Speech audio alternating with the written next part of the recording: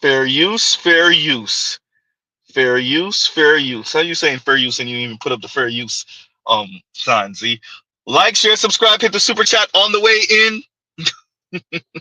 Okay, y'all. So we have this channel. I want to say it's called Jam, right? Young brothers talking. They're bringing up academics. They're speaking essentially manosphere stuff. Um, Without necessarily saying it, they do make mention of Fresh and Fit. Um, they do make mention of Andrew Tate, and I want to offer the brothers a bit, right? We're not gonna try to little bro them. We're not gonna try to big man them or anything like that. These are young brothers just trying to figure out their way. But I think they're being a bit misled, and I appreciate them trying to figure their own way. Um, and these are young men, young black men. I just don't want them to realize that they're being screwed in divorce court, right? It is a battle for the minds. If the young brothers are listening, if they ever come across this, it is a battle for your minds. I'll just say it straight out. It is a battle for your minds. And I think y'all are being led astray because what is being told to you is brothers like Mr. Z are toxic, sexist, misogynist, misogynorist who hate black women, who hate women. And you need to stay away from us. You need to not heed our warnings, not listen to us. All we're going to do is make you hate black women, mistrust black women, right? Make you apprehensive towards black women. And that's not actually accurate, right? What Z wishes for you is for you not to be taken advantage of, for your goodwill and good faith efforts not to be taken advantage of. And you realize that they were taken advantage of in divorce court, huh? Or in family court when you have to pay out some crazy money for child support, huh?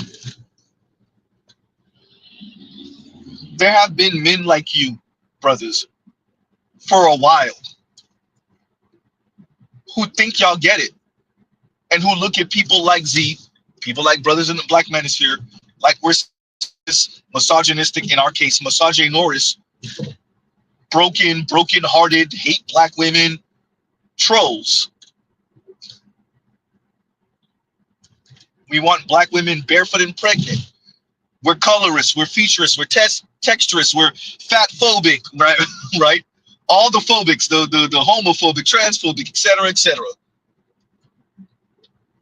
And the last thing I want for you, young brothers, is to go out sad. Shout out to Vince. Huh? So I'm gonna play this because I want to set the stage, right? Once again, fair use, fair use. I want to play this because I want to set the stage so that you brothers can appreciate PhDs and researchers and those who are head of apps, what they're coming into contact with when they interview people about this. This is not just hearsay. This is not just Mr. Z's feels. We're not talking about feelings here, although to a certain extent we are, right? But I think that you brothers need to hear it from people that this is what they do, right? So we'll play this once again. Fair use, fair use, fair use, fair use, and here you guys go. I want to talk about how the genders seem to be separating in a lot of important ways. We know from research around political affiliation that women are now, on average, 30% more liberal than men. So they are definitely experiencing political polarization. Then, for the first time in history, more men are attending church than women. And when I started this research, I really came at it from this point of, is it just me or are there not as many eligible guys? But when I dug into this, I found that both genders really feel misunderstood. And so I asked men and women who has more power in relationships. So equal amounts, men and women said, oh, we have the same amount of power, 42% of that. But then what was so interesting is that 46% of men said women have more power and 46% of women said men have more power. So there's this huge feeling of, oh, the other gender has all of this power. And when I spoke to people, I want to tell you about 3 dating paradoxes that I saw. So the first dating paradox for men is this idea that now that women are providers and do not need a man to take care of them financially, they really want guys to step up with emotional support. But here's the paradox. They were not raised and they don't know how to give that emotional support or emotional availability. So we know women, even if they have the same number of friends as guys, the women are talking to their friends much more often. Women speak to their kids, even starting at a very young age. They use more emotional language with their daughters and their sons. So constantly we have this feeling where we're asking men to do something when they don't have the skills. I was talking to my friend David and he said, women are in graduate school when it comes to emotional conversations and guys are in third grade. The other part of the paradox is that women are asking men to be more emotionally open, but then they get shamed when they do that. So we have this great quote from Brene Brown where she says, we beg guys to open up, we beg them to let us in, and then when they do, we can't stomach it. And I heard that over and over in my research. There's this quote where a guy says, a woman would rather see me die on the white horse than fall off of it. And so there's a sense that I have to be perfect. I have to be the masculine and the feminine, but I don't have the skills to do that. And women say that they want these guys to be emotional, but as soon as they show emotionality, it can freak those women out. So one guy that I spoke to for this said, I went on a few dates with this woman. At some point, I told her that my mom had had a suicide attempt. And the next day she texted me and said, I'm sorry, I can't see you. I cannot process your emotional trauma for you. And so guys are getting a lot of mixed messages. We want you to be feminine. We want you to support us. But when you do, it freaks us out. And so we don't want that. And digging into the research, and I want to look into this more, I think it's that a lot of women want emotional support. They want you to support them in their emotional journeys, but they're not as ready to have you open up in your emotional journey. Can I put forward a thesis and I want you to respond to it because I haven't done the research. In marketing, we call it consumer dissonance, what people say they want and then what they actually buy. And what women say they want is an emotionally in touch man. And what they want is a masculine man. And that they will articulate what they want in a man. It includes being more emotionally available. And then they want to have sex with a traditional masculine man. And what I hear from a lot of, and this is anecdotal evidence in pulse marketing, and you tell me what the data says, but there's just so many single women in my age group. And it feels like there's literally no men in my age group. As bad as it is for people in their 20s and 30s, try being a woman in your 50s trying to date, right? And they tell me the same thing. These are liberal, progressive, educated women. They say, by the way, I like a manly man. Yeah. And they say it under their breath. So there's what supposedly is stated around, I need more emotional availability, someone's touch with their feelings. But what the research shows is they want a guy with facial hair, who's still, women are still very attracted to traditional masculine attributes. Yeah. I mean, I think we're just in such a hard moment because you have women who are saying, I don't want to date a guy who earns less than me. And you might think, okay, well, the data hasn't caught up with the dating. If more women are in higher education and more women are earning more, then maybe you're going to be the one who earns more in your relationship. But what they feel like is projecting out, I'm going to end up doing most of the housework, most of the childcare. I might as well get a guy that can contribute financially. So they don't want to change their expectations around that. And so I think we truly are in a moment where women are being asked to do more masculine things and men are being asked to do more feminine things. And I think a lot of that is progress, but it also seems to be creating a lot of confusion in the dating world. I want this to be in the back of you guys' minds as you listen to these young brothers speak. They get it. They have ideals, but they don't get it. Z, you just said they get it. I know. They get it. They have these ideals. They're listening to certain folks, the FDs and the Deontays. I hear you, brothers. Just appreciate that Mr. Z is not an Andrew Tate follower. We don't rock with Fresh and Fit over here. We do not like those guys. With that, right? With that, appreciate what this lady said. What women see as emotionally intelligent is you trauma bonding with them. Actually, them trauma dumping on you. Is them venting to you and you nodding your head. Yep. Stacy did what at work? Oh, wow. Whoa. The white woman, if I'm not mistaken, is she in charge of Hinge or something like that? She does research or something along those lines, is telling you that the women are hypocrites. They're full of crap. Dr. Scott Galloway is telling you the women are full of crap. They want manly men and they whisper it to him underneath their breath. They're liberal, progressive women. But when it comes to men, they want manly men with facial hair, masculine men. And they're ashamed to say it in public to you young brothers. Do y'all appreciate what they're saying? You think that's just white society? Huh?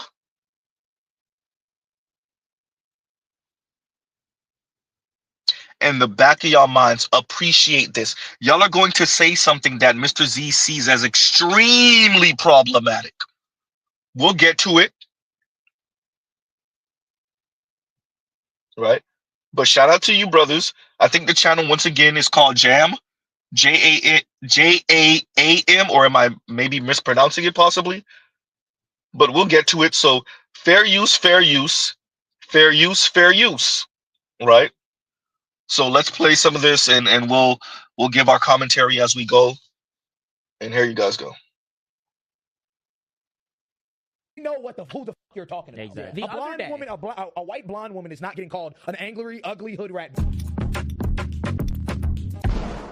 Let's talk about this male loneliness, the men's loneliness epidemic. Male loneliness I've been epidemic. Hearing the word. I've been hearing it hella recently, right? It's like a meme. Yeah. First thing I want to read y'all, like definition on some Google shit. What is the men's loneliness epidemic? Is what I typed into Google. And it says refers to the amount of men that feel more depressed, increased isolation, and loneliness throughout their lives. This has led to increased health issues, relationship issues, lack of emotional awareness in general, and a rise in suicide rates among men, right? Right now, right, because people always want to talk about the suicide rates. They talk about the suicide rates. Right now, I'm pretty sure they said like it was like a 4 times more. Like in terms of suicide rate, it was a 4 times more rate for men instead of like women, where it's like 50% of the population is men, and we make up 80% of the suicides, which is nuts, that's right? Nuts. That's nuts. Someone can fact check me on it if I'm wrong. I think that women are actually like more likely or very similarly likely to attempt it, but men use men use significantly we use like guns and shit like that, versus like women who use like they try to like they'll like if like cut the wrist, something like that. Yeah, we use just niggas just jump off a bridge or something. Yeah, some like nut shit. Women attempt self-deletion more, point blank, period. Men go through with it because, yes, we use things that are really the final solution. It ain't no attempt, it will be done. An allegory for life. Ooh, goddamn. Unfortunately. Maybe it's not just a cry for help. Maybe it's just, I'm out of here. Make room for the next guy. Hopefully he'll have a better chance at this than I did. Huh?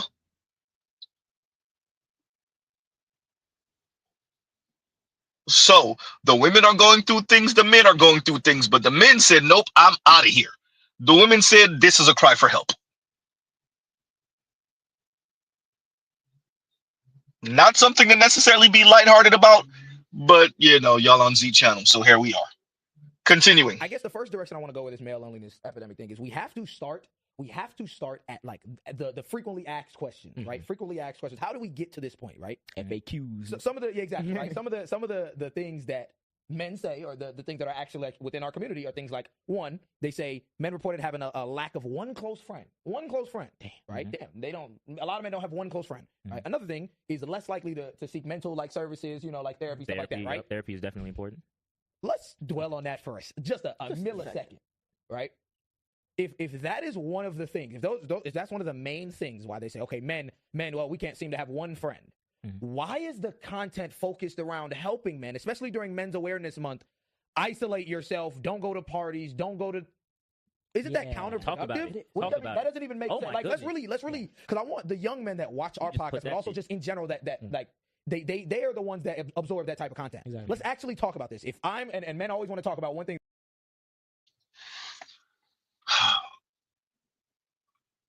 The framing of this is a bit off. And I agree with Dr. D. Self-deletion is more of a white guy thing. It's rising amongst black men, by the way. The framing of this is off because we're still kind of postmodern here. We're in the nurture versus nature. Is it manly to be depressed and yet still go out and go to clubs and parties? Huh. By the way, where you're going to probably be spending money. Which, if you're a man, most of the reason why you're depressed is probably because you don't have any money. But you're going to be going clubbing to spend money you don't have? I don't know, young brothers. I don't know. The framing is off here. I hear you guys, but huh? Or what? Okay, wait. Okay, fine. One of your friends will pay for you to get in the club, and he'll pay for your drinks, which is definitely a reminder that you don't got it. Sounds like you're driving yourself further and further into depression. All right, do you really want to be at the bar dropping tears in front of everybody? How far y'all want to push this? Because Z could paint a narrative. I don't know, I hear you, young brothers. I appreciate the angle y'all trying to come at it with. The mental health concerns. I get it. You might actually be making things worse. This might be a ticking time bomb. We going to the club. We going to the bar. We going to parties. What to drink while we're depressed? I don't know. Huh? Continuing. And men always want to talk about one thing that men always talk about in terms of women being emotional, right? They talk about shoulders, right? Women. I used to have this thing in my past relationship called shoulders or solutions, right? So every time she would like get into something or we'd like talk about something, I'd always ask her like, okay, do you want a shoulder? Do you want a solution, right? Do you want a shoulder to cry on? Do you want me to listen to you? Do you want to vent to me? Or do you want a solution? Do you want me to try to like, brainstorm solutions with you, right? Men, a lot of the time. Brother, I would have loved if you would have said how often it was actually shoulders, because any man who's ever been in any relationship, long-term relationship, any relationship, quite frankly, with any woman, romantic relationship, by the way, how often is it actually solutions, everyone? Compared to how often is it they just want to vent, so it's shoulders.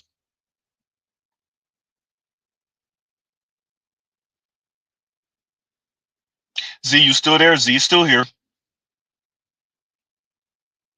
Continuing. In a sense, right? We're wired, as they say, it's logical. We're socially expected to do those solutions, right? We're not going to sit here and there's no reason to cry. There's no, you know what I mean? There's no reason to cry about your situation. Just, you know what I'm saying? Solution. Why the fuck is our solution to the male loneliness epidemic to stay lonely? To stay lonely. To go to the gym, put your headphones in, and lock in on what you need to do. Yes. To read books in the dark. To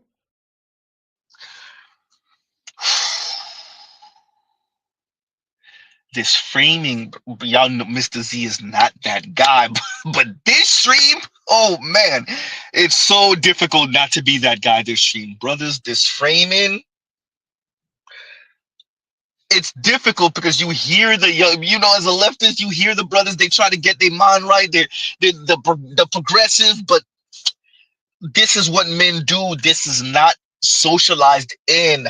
I hear y'all younglings with the FD type talk. I hear y'all. I hear the inspiration. I hear it. Right? I hear you guys. This is not about being socialized to be this way. This is innate in men to lock in, to go out there and come back with the wolf by yourself. There are definitely times when you need the network. Huh? You need the hunting pack. That exists. But if you are depressed as a man, you need to get your mind right. It's not about always going to therapy. Some men do need therapy, and for certain things, you definitely need therapy. But this attempt to force men to move like women, let's just get right to it, and to emote like women, and to think and feel like women. Who said it's womanly? The men did.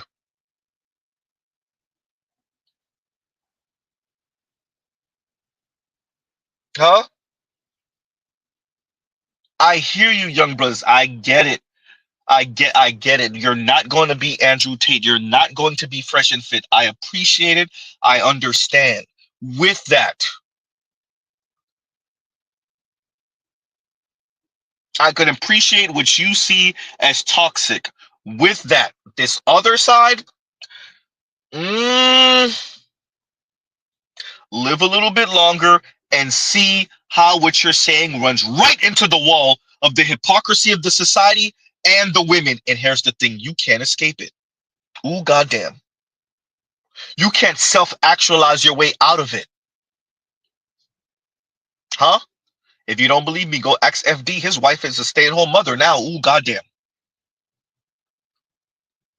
Huh? Consciously making good money off of social media. So is Foreign Man in a Foreign Land. So is Lil Bill. Wait a minute. Huh?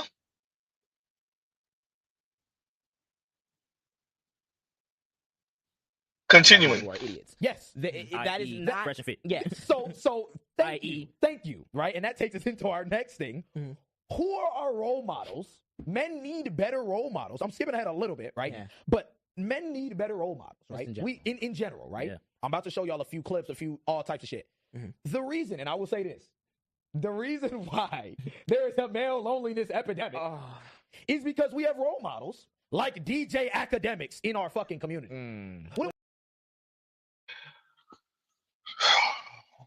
Men seek connection through friends and through women, through male friends and through women.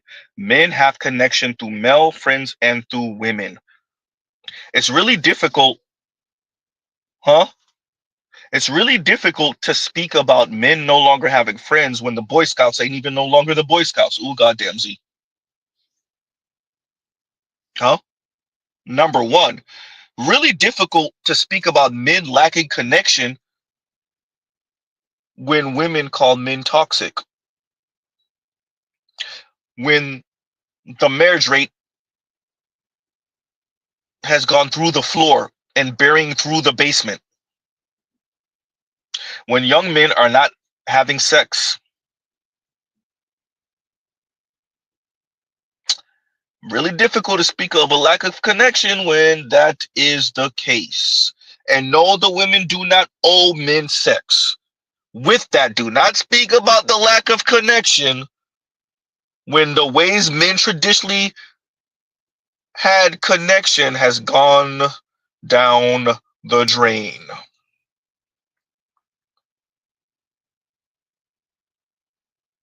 And we are suspicious of too many men hanging together.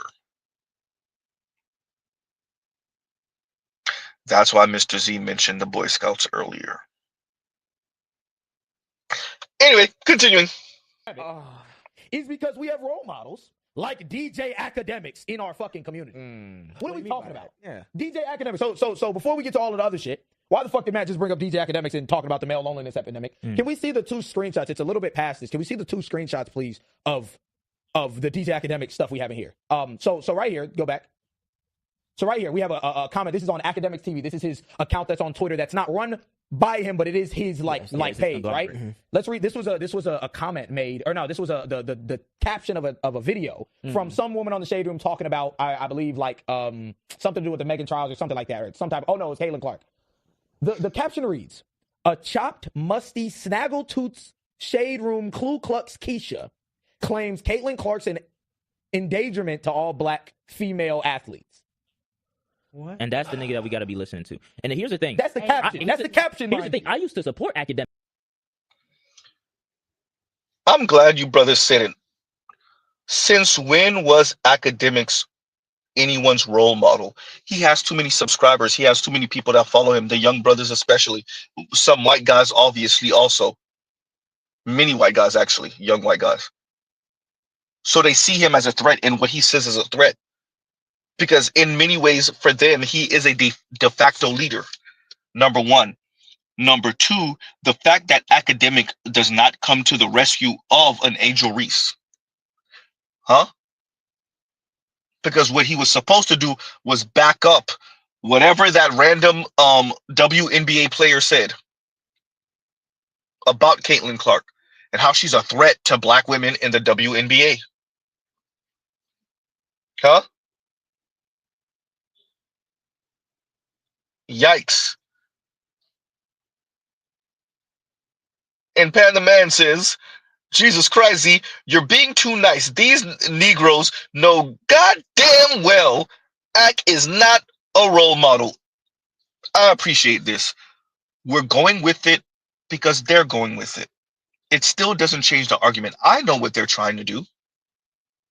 Huh? Because it's the argument that they're attempting to paint. And of course they're going to pick Ak. Huh? Of course they're going to pick academics. These folks, whether it's these young brothers, whether it's Deontay, whether it's FD Signifier, it's time to get black men, in particular young black men, back in line. It's getting too scary out there. Black women are banging on the door. And you need black men to be kinder and nicer and more open and empathetic and sympathetic. Because she's gonna give you the middle finger. She's going to be condescending, mean, and rude. Huh? Her attitude is that she could have gotten better. Whether she says it to you or not is a whole different conversation. Right? So if they're going to use academics as the lightning rod for the conversation, so be it. Academics, fresh and fit, Andrew Tate, that's okay. Right? That's okay. Mr. Z's argument is still going to be Mr. Z's argument. The young brothers are trying to find their way. And they see themselves as leaders, and they're attempting to lead other young black men to stay the hell away, well, from people like Z. Now they're using academics as the lightning rod, and you're further on in the conversation, you're going to hear them mention Fresh and Fit and mention Andrew Tate. They're using those folks. But it's not simply about them. Huh? I see what they're attempting to do. Shout out to those young brothers. Mr. Z, see you. Continuing. Like heavy. Like I used to be in his Discord watching his things. Then he took like this hard right turn to like the right. He did. He was not like that. Academics did, and regardless of the Chicago shit, because go fuck yourself anyway, fat man. But regardless of all of that shit, academics really wasn't on that type of time and back then. He was really more so on some just like reporting shit, some rap reporting shit. You know what I'm saying? And then he just randomly just go, you know what I mean? Smelling niggas' names out, sucking dick on some shit. And this comment, right? This comment is not an inherent, like, it's not like fully just like racist, right? To this black woman or whatever, right? But I want to, and this is the thing I was trying to tell people, right? When talking about this. Can we look at the other comment? It's the one back. Let's look at the next comment that was under this post. I can't read it. I'm gonna keep it a bit. But so I was, yeah, thank you. Shade Room takes all the angry, ugly, hood rat bitches and gives them a voice. What are we talking about? This is where that problem comes in, right? Academics doesn't have to say straight up, I hate black women, I hate this, I hate that. No, but allowing for some shit like this, allowing for a caption like that, allows for a racist nigga to say some shit like this. Yeah, we know who the fuck you're talking about. Exactly. A blonde woman, a white blonde woman is not getting called an angry, ugly hood rat bitch. The other day, I actually agree with that.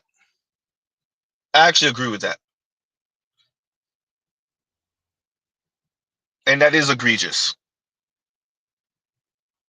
Right? Continuing. Okay, I don't have anything else. I agree with it. This manifests itself like the other day when we went out.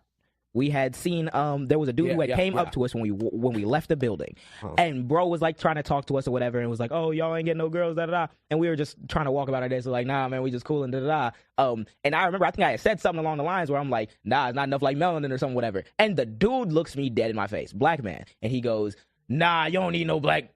I think he said the B word. I think he said black bitch.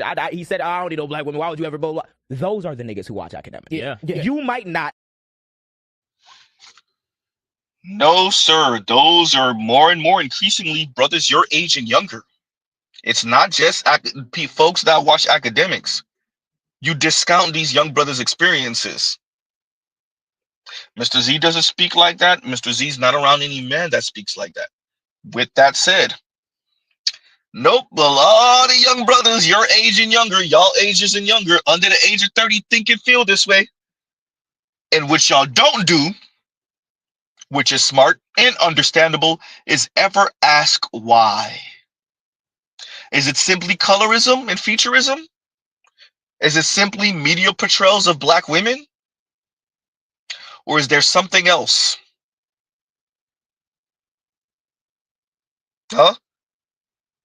I think y'all know the answer to that. Y'all seem like smart brothers. Y'all know.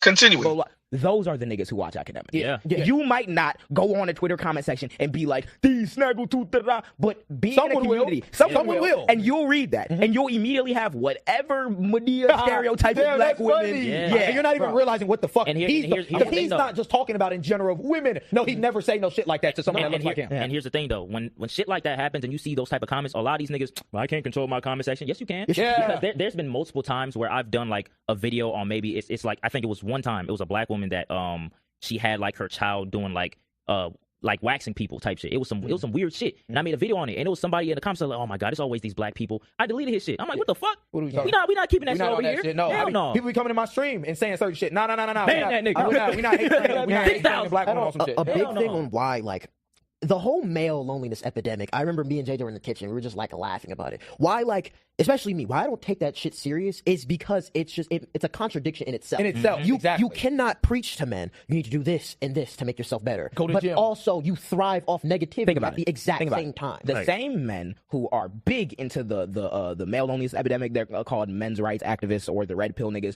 will cry daily about that suicide rate. And we'll talk about how men feel so by themselves and XYZ, and they're the ones killing themselves and XYZ. Y'all will then turn around and go preach to men that you're not a high value unless you're making 6 figures, you go to the gym, you do XYZ. You're defining concretely by some unrealistic ass, dumbass terms what it means to be a man. And when the young men do not live up to that standard. You mean rules and standards? You mean that we're not lying to them about how the society sees them? Your self-value is different than your value to society. Mr. Z won't ever be charged with anything towards driving anyone to self-delete. But truthful and honest, oh yeah, you're gonna get that. Your self-value is different than the way society sees you and values you. So telling and saying to young men, particularly if we're saying this to young black men, that best practices say the more resources you have in Signal, as Scott Galloway just said, I just played it, the more likely you are to get favor from women and, quite frankly, men.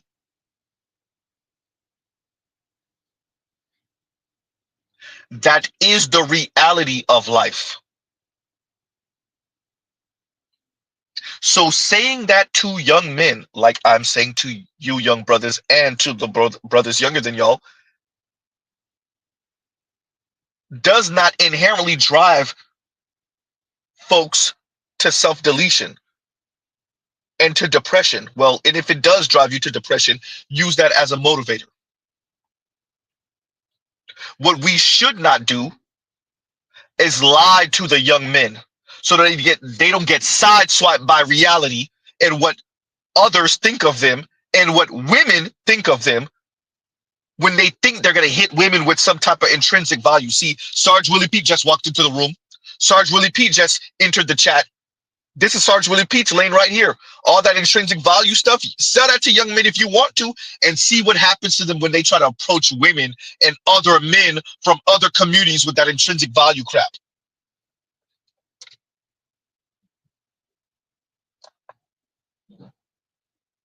You do have self-value.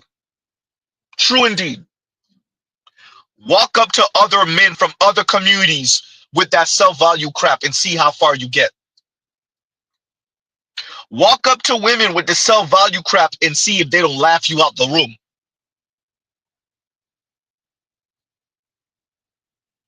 Sounds nice. Once again, the framing.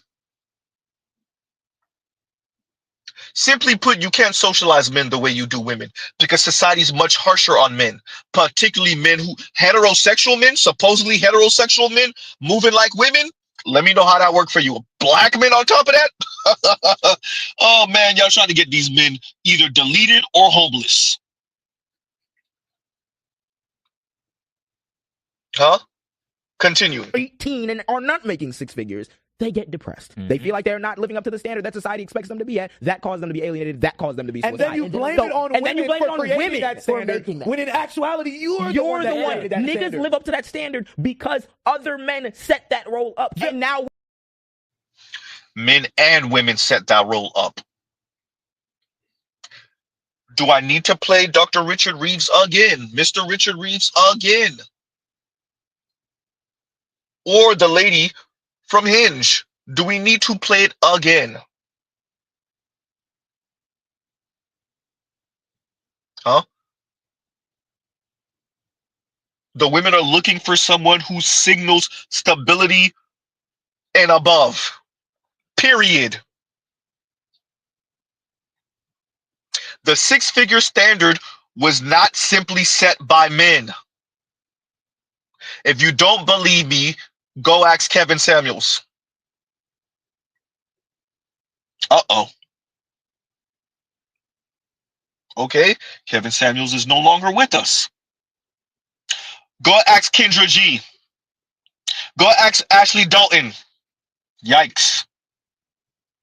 Go ask the French sister on the Pineapple Show, young lady. Go ask them.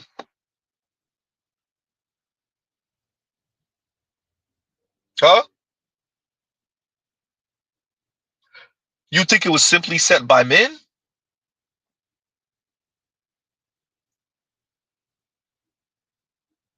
So, white women aren't told to settle. Why are black women always told to settle? You think we're making that up? Wait, so you think this isn't real? My thing is, like, I don't understand the obsession with trying to make black women settle so much. Y'all don't do this with any other community. Like, seriously. Y'all don't do this with any other community. Do y'all tell white women that they should settle? Because last time I checked, anytime a white girl marries a black man, it's always when he's at his best and when he's rich as hell. You think Kim Kardashian was going to marry Kanye while he was broke and didn't have any money? You think Kanye would have had a chance with Kim then? Or you think Kanye had a chance with Kim when he was a multi-million-dollar rapper? Let's be real. Like, y'all don't say this to any other group but us. We're tired of settling. We're tired.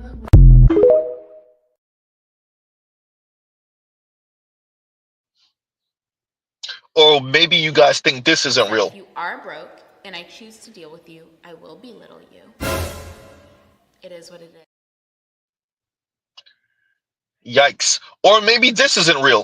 This is what I tell average looking and below average looking women. If you can't date up, be alone. Life is easier that way. And I know that's controversial. I don't care. I don't care. Or maybe this isn't real. I'm submitting to no man that expect me to go 50-50. You want your wife to bear your children, cook, clean, work enough hours to handle big bills, and take care of you? You expecting me to pay big bills, baby. I'm gonna want some bussy when I get off of work. Fuck is you talking about? Bend that ass over. Let that bussy breathe. This what you wanted, right? 50-50, right?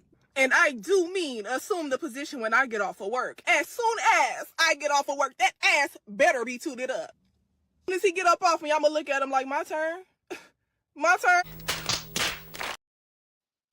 Or maybe this isn't real. Top tier. Your dick is not equal to my fucking pussies. Point blank period. His dick ain't equal to your fucking bills neither. God damn. Look, at the end of the day, I ain't them bills got your name on it. They don't have his dick name on it. At the end of the day, I ain't fucking no broke ass nigga. Do what you want with your pussy. Yeah, you don't have to fuck no broke ass nigga. Straight up. Look, you can fuck a nigga that ain't broke. That's not a problem. But just because he ain't paying your bills, don't mean he fucking broke. That mean it ain't his goddamn responsibility. Your bills got your name on it. It don't have his dick name on it. Okay, you're right. I land my plane. You see how that mouth tight? Huh? So you think it was just the men talking this six-figure talk? Y'all lucky I don't have the if you make $50,000 a year, don't date. And that was a woman saying that. Huh? Y'all lucky I don't have that up. You think it's just men? You know. I hear y'all, young brothers. I hear y'all. Y'all are way off base. Oh, y'all off base like a mug.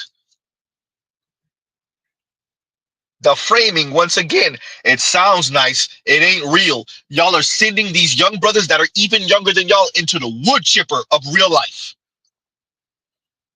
See, women could operate with this airy-fairy stuff and maybe don't get hit with an 18-wheeler of life. Maybe. Men, on the other hand, once they step their big toe off the porch, really out the door, that 18-wheeler waiting, full speed. You come out here being delusional.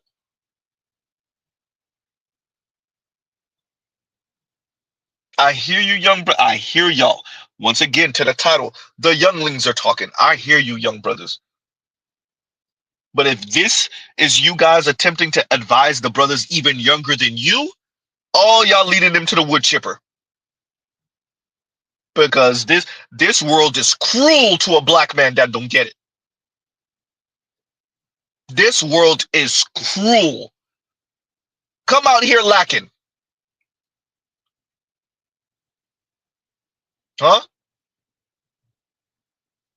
Continuing. Just losing your shit. On Jesus, you're not walking down the street and finding 10 women that are going to tell you to make over $600K. But I guarantee you, you go to 10 niggas, and half of them niggas are going to say the same. Hey, nah, you got to be making hella money. You know girls like all this money and shit. You know girls. Because you're sitting there watching a 6-hour stream with Fresh and Fit. Yeah, or you're watching a DDG, or you're watching any of these rich niggas, and then you're comparing yourself to these niggas that have been in this industry for 10 plus years. Yeah. Or Kai Cenat, the random 1%, less than 1% Bronx nigga that just happened to make millions of fucking dollars. Yeah. Like, bro, and you know what it is? Sorry, go ahead. No, continue. What it leads to with that with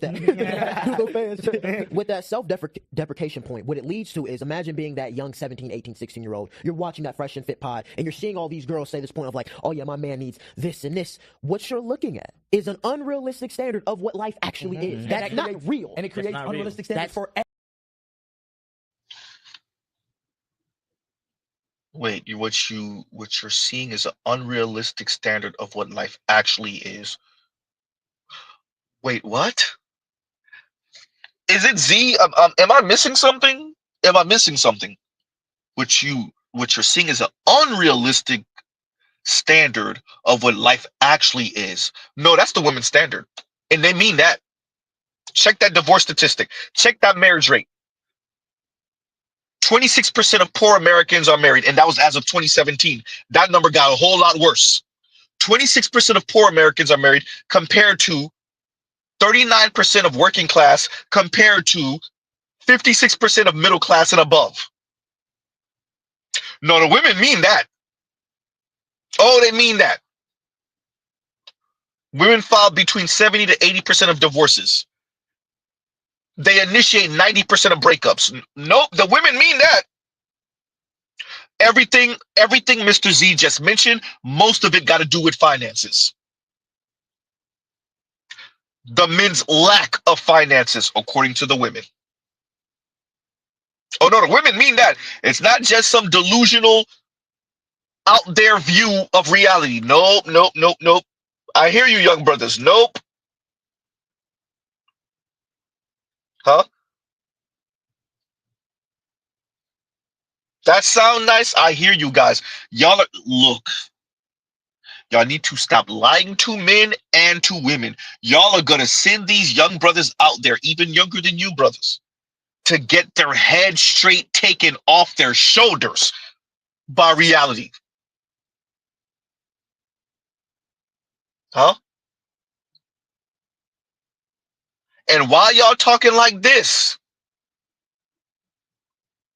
The white men who are in the gym and who went to school for finance or economics, huh? They're waiting outside with clubs and bats,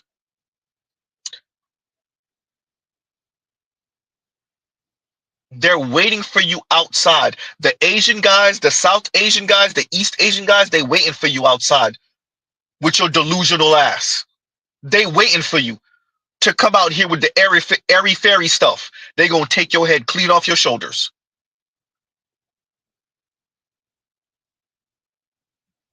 Huh? I hear you, brothers. This ain't it though. Huh? Buy into this if you want to. Those same women pushing this to you gonna look at you and they gonna look at your friend, the other friend that's not on none of this. And after she's done, she'll cry on your shoulder. This is real life. Real life is dirty. Scott Galloway just said it to you. The white woman just said it to you. Those women talking all that crap, that includes black women. They talking all that crap. It sound nice. That's not who they going home with. Huh? What you saw in Fresh and Fit show was reality, and the women cringed at it because other women were being too loud and blatant about how they see men as essentially walking wallets and overglorified guard dogs. Oh, obviously the occasional sex toy, of course. Huh? Think that's just a Miami thing. Y'all forgot a lot of those women flew in from all around the country. All type of backgrounds. Everybody want to minimize. Those were a bunch of different type of women with a bunch of different type of backgrounds, different educational attainment, all different type of women. That wasn't just airhead IG models. Huh? OnlyFans chicks. That's not the only thing going on in Fresh and Fit. And I don't even like those dudes.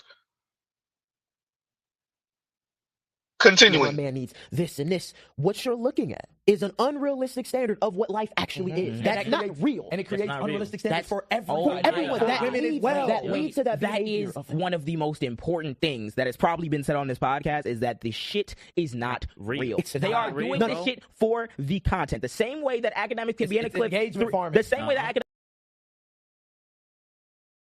Wait a minute. You don't think it's real? You don't think those women were dead ass serious? Abba was on Fresh and Fit, looked the goddamn Latina in the face when she was like, I think all women can have this lifestyle. He said, the lifestyle you talking about is like the top 2%. She looked him dead in the face and said, I think all women could fit into that 2%. You don't think that's real? Okay, yeah, that's it.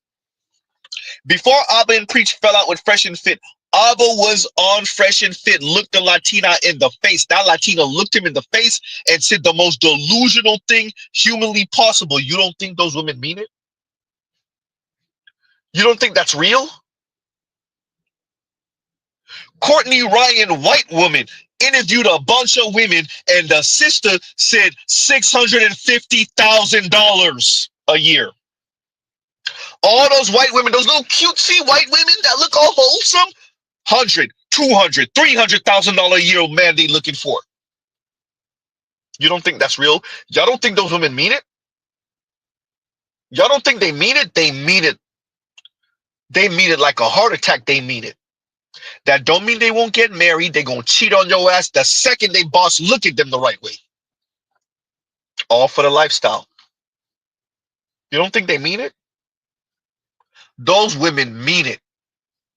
That shout out to Jason Black. I gotta shout him out for this one. Hey, ask your lady what her dream car is. She mean that.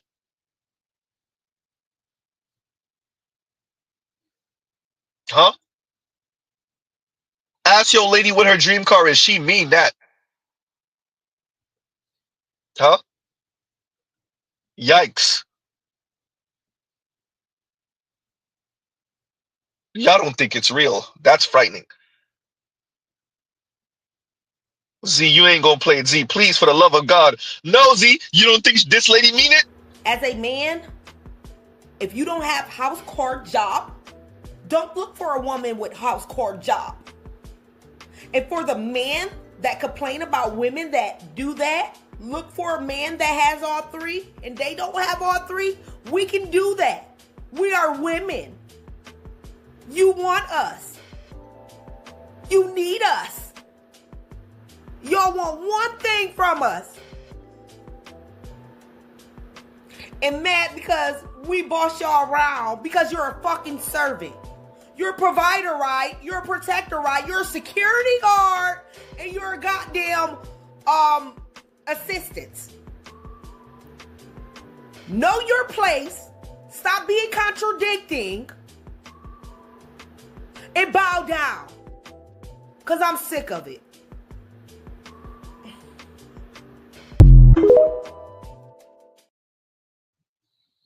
Y'all don't think she meant that? She meant that. She said it with her chest. She meant every single word.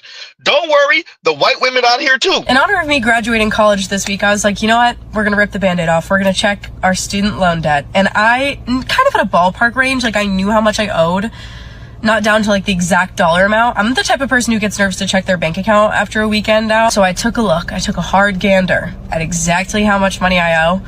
I'm gonna die with it. Like I can confidently say there wasn't even like a panic. It was just like my heart sank to my I'm gonna die with it. Like I don't know any way I'm gonna be able to pay that off other than selling my organs on the black market. This is why I don't understand why people shit on sugar babies, because like I could get this all paid off tomorrow. Maybe not tomorrow, but you know what I mean, like within the year. If I just found a rich man and everyone's like, patriarchy, don't work for them. Ask not what you can do for the patriarchy, but what the patriarchy can do for you. If it benefits me, then maybe it's not the patriarchy, maybe it's just a helping hand. You don't think she meant that? If it benefits me, maybe it's not the patriarchy, maybe it's a helping hand. You don't think she mean that as a white woman? You don't think she mean that? You don't think that's real? Y'all, man, all right. Send them young brothers out here to get their head taken off their shoulder by trying to deal with one of these women, white, black, Latina, Asian, or otherwise. They're going to come out here with their intrinsic value talk and get their head taken clean off their shoulders by men and women. Huh? Think that white woman don't mean what she just said.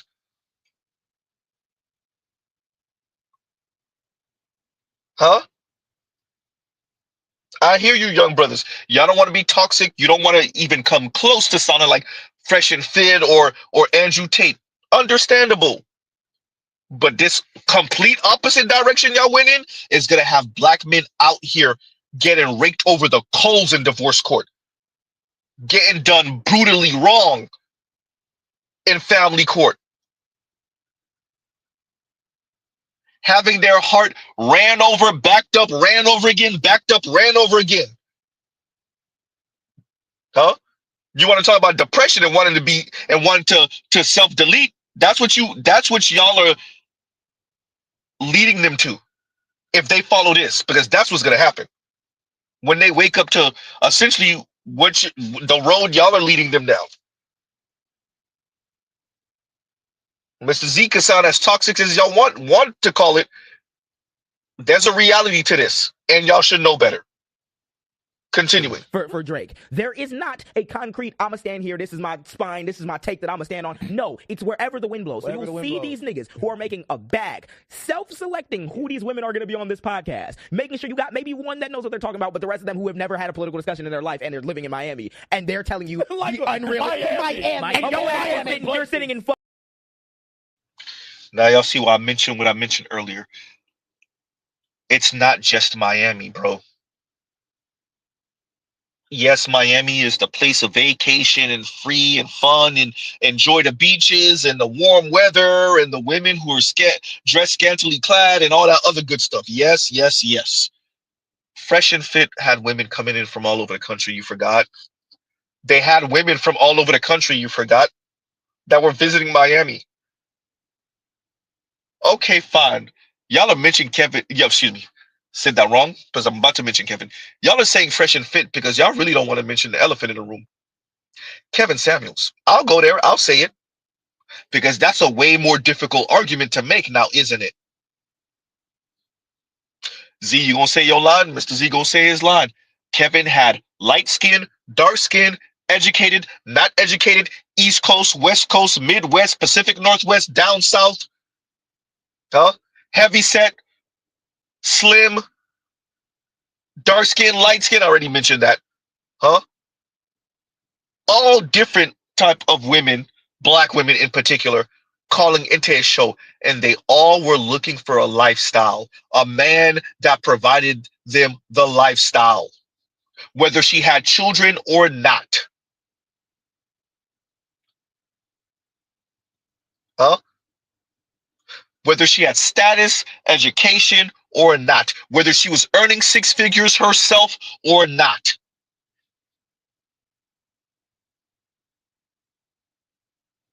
Fresh and fit is the easy argument. Talk about the elephant in the room, Kevin Samuels. That's real women. Those are real women. And they want what they want, and you can't present them with what they don't want and say, look, we have a million of these, Mr. Z. Oh. Talking to young brothers. I'm talking to young brothers. You can't present them with this. The women already told you, hey, if I can't get what I want, I'll just die alone.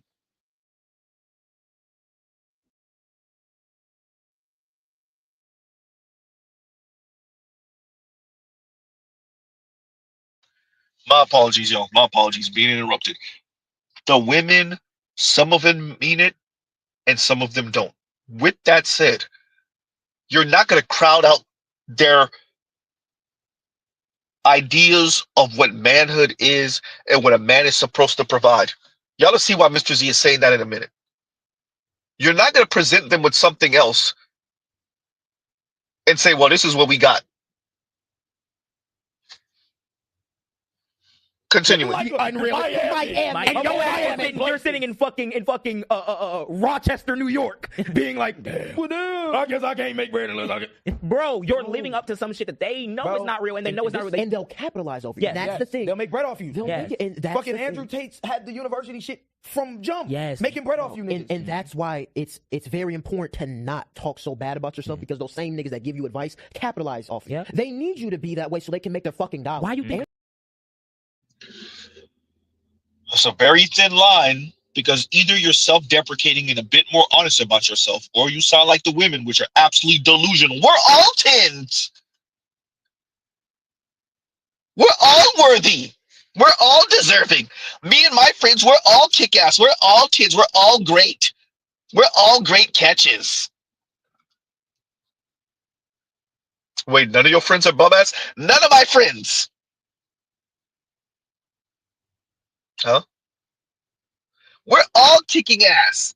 We're all great. It's a very thin line. Huh? Because there's that other side Mr. Z just mentioned. With the delusional folks, women. Huh? Continuing. They have no other talent other than saying, well, because they went that route. They went that route. They telling you to go that route. They understand, bro. They understand at this point that there is no other route. They understand that they're so deep on this path that they can't do it. Or you end up having a Candace Owens situation where you got to cut hella ties and then try to rebrand yourself. They can't do that shit. And I'm sorry to cut you off. You go right after. I was saying, like, I remember Andrew Tate did this video on Christmas, and he was sitting in this big ass hotel. And he was like, "You're probably sitting there, you fat shit." It was just saying all this shit. He was like, "Are y'all like cups?" He was like, "Yeah, you don't like that shit." He was like, "Oh yeah, you're at your Christmas dinner family. And they're all doing nothing, and you need to move away from them." Do you understand? Let's pause right there, because he's going to finish that statement. I want to say this. Mr. Z has never been in the military or the army. How the hell do drill sergeants sound? Any of my brothers that ever been in the military, does the drill sergeant talk to you all nice and sweet and encouraging like this with this voice? How do drill sergeants sound? How do coaches sound? Do they talk to you in this voice and I understand? Huh? Now I'm going to encourage you with this voice. Look, I need you to go downfield and tackle him, okay, before he gets the ball. A, you have to understand, you need to catch the ball,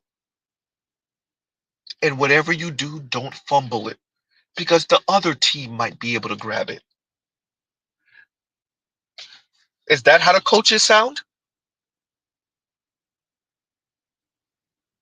Mr. Z's not caping for Andrew Tate, but Andrew Tate in that voice is far more encouraging than the voice, and I'm doing this juxtaposition, this egregious and this exaggerated for a reason,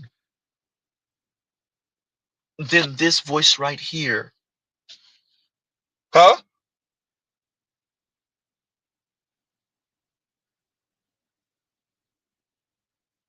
Yikes. Continue. He was like, yeah, you don't like that shit? He was like, oh yeah, you're at your Christmas dinner family. And they're all doing nothing and you need to move away from them. Do you understand? I know you guys see this nigga as like a rich guy, so it blinds you of all the dumb shit he's saying. But really, peep what the fuck he's saying to you. He just called you a fat shit and shouldn't be with your family. Money controls the world in that aspect, and I am someone that understands. But what about if they are fat? I mean, what about if they are fat? So what are we supposed to say to heavy-set dudes, to fat dudes? Are we supposed to talk to them? Oh, we're supposed to talk to them how we talk to the women. No, you good, bro. You good. You good. You just what? Pleasantly plump? We gonna call brothers pleasantly plump now? No, you ain't heavy-set, bro. You just a little thick. How we sound? So that's what we gonna start. Z can't even hold a laugh. We gonna start telling heavy-set brothers they a little thick? No, we gotta take it old school and just call them big boned. No, brother, you just a little big boned. Huh? How y'all sound? And is that gonna motivate men?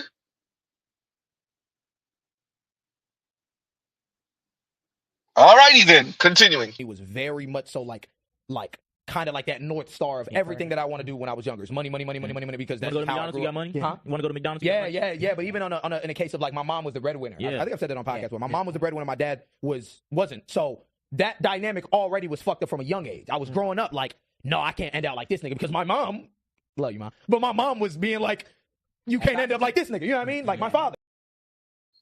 And there you go. Every single time. I told y'all let them talk. I told you the internet will expose us all. Brother, you said everything that needed to be said. You said everything that needed to be said. I could damn near in the stream right now. Huh? And there you go. But and there you go. That's the fear. That's the fear right there. And you said it. The fear is, it's not simply earning less than your woman. That's not the fear. Women need to stop lying about it. It's not that men are intimidated by women that earn more than them.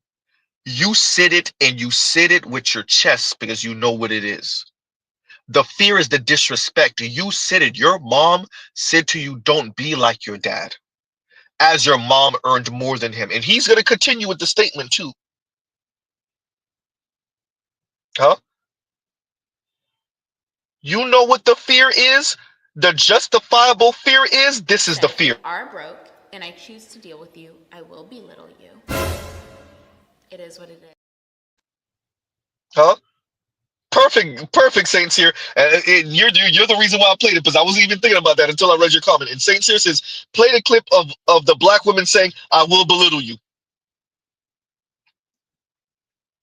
Huh? That, and I want you young brothers to appreciate this. Particularly in the black community, I don't care how offensive I am. 8 out of 10 women gonna talk to you like that. Ooh, goddamn. She gonna be harboring that resentment. If it's non-black, you might get 7 out of 10. Ooh, you said that out loud, Z. I said it. Huh? Yikes. Young brother, you said it. That's what it is. That's what all of this is. That's what the working out is about. That's what earning money is about. It's not just a certain type of woman. It's not just the IG baddies and the OnlyFans chicks. No, it's women, particularly black women. Huh? Let me steal this from May. Ooh, they gonna put you through some cruel tutelage. You mess around and you earn less than her, God forbid, significantly less than her. Oh, that's your ass. Huh? Brother, you said it. You said it. The dynamic in your house was all type of messed up upside down because your mom earned more than your dad, and then your mom said don't be like him. Oh, what else is there to say? Continuing. That way. Then I got in a relationship where my girl had a single mom who was the breadwinner. So she was also like, you can't, he gotta get his shit together. He gotta go to school. He gotta do these things. He gotta make this money. I understand being 17 years old, bro. The only reason why I have a car right now is because I was peer pressured into getting a car by the women in my life, right? Yes, right. You can blame them, but brother, are you sure you're making the argument? What argument are you really making here? It looks like you making our argument. It looks like you're making the women in your life peer pressured you to get a car. Nothing wrong with getting a car. Freedom, sir. Freedom, freedom. It really is. In American society, it really is freedom. You just said, you didn't say the men. You didn't say your friends. You didn't say your homeboys. You didn't say the old heads. You said the women in your life peer pressured you into getting a car. And you started fumbling and bumbling and stumbling after that because you realized the argument you just made. It's too late. Should have edited that out, excuse me. Should have cut that out. Huh?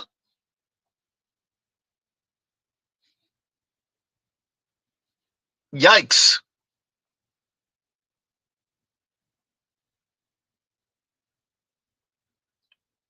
Do you appreciate what you're saying here? Between your mother and your father, and between the women in your life peer pressuring you into getting a car. That's real life, bro. To you young brothers, that's real life. Y'all over here talking about therapy and self-deletion and loneliness. No, y'all are describing real life right now. This is the real conversation right here. Not that airy-fairy stuff you were talking about earlier. This is the real conversation. This segment right here. Huh? Continuing. The women in my life, right? Yes, right. You can blame them, but at the same time, what standard were they conforming to? Exactly. The standard that's been since the dawn of time that the man has to be the breadwinner and buy the car. It's not the standard. Ooh, Z, stop. These people are giving you a bit of their personal life, and you're talking to the young brothers. You ain't talking to brothers your same age or a little bit older. You're talking to younger brothers. All right, we're back down. All right. It's not then conforming to the standard that was taught to them. It's what turns them on. It's what they see as manhood. You're not going to change that. You are never, ever, ever going to socialize women not to see that as manhood. Men are supposed to, according to women, bring more resources in the door than they do. Are there one-off situations? Yes. Is that the mainstream? No. Will it ever be? No. Scott Galloway and the lady from Hinge just told you that. Huh?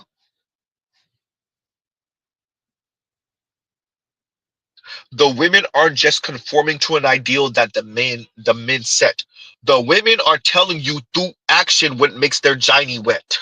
What they truly respect. Not what they say they respect on paper, but what they truly respect. Z got to play this again, apparently.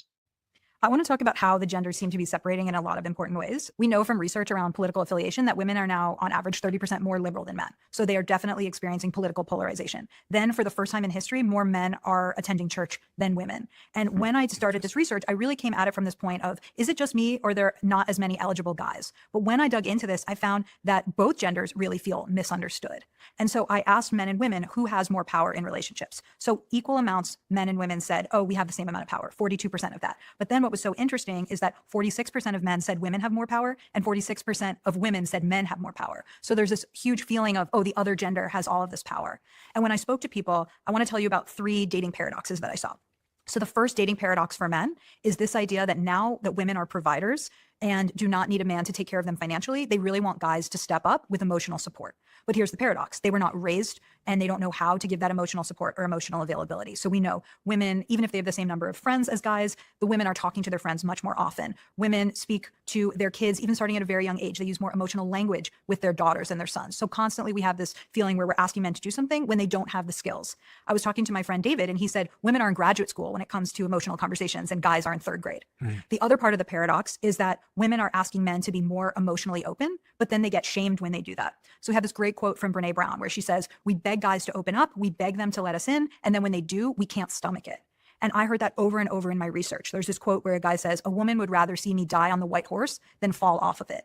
And so there's this sense that I have I have to be the masculine and the feminine, but I don't have the skills to do that. And women say that they want these guys to be emotional, but as soon as they show emotionality, it can freak those women out. So one guy that I spoke to for this said, I went on a few dates with this woman. At some point, I told her that my mom had had a suicide attempt. And the next day she texted me and said, I'm sorry, I can't see you. I cannot process your emotional trauma for you.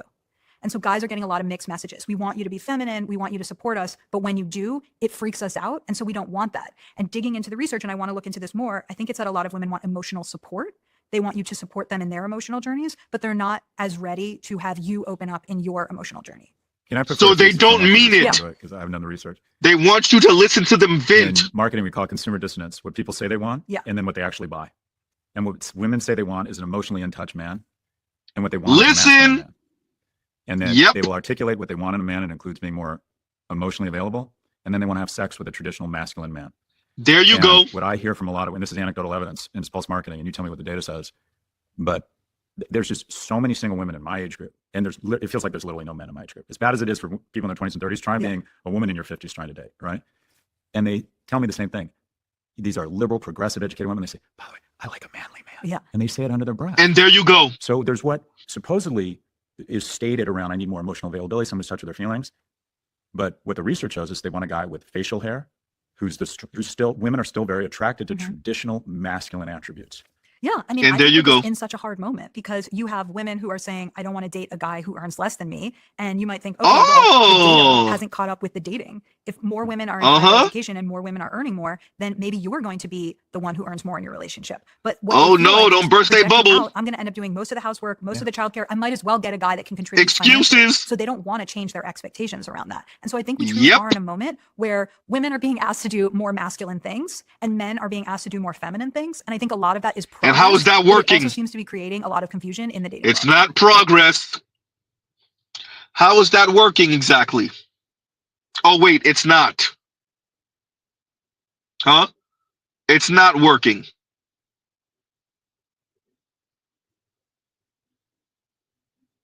Oh, boy. Dolomite, that's exactly what the lady said. The women are saying basically, F your feelings, listen to my feelings. When they say emotionally intelligent, they literally mean just shut up and listen to me vent and talk about my day and talk about my feelings and my frenemies, because, you know, women got frenemies like a mug.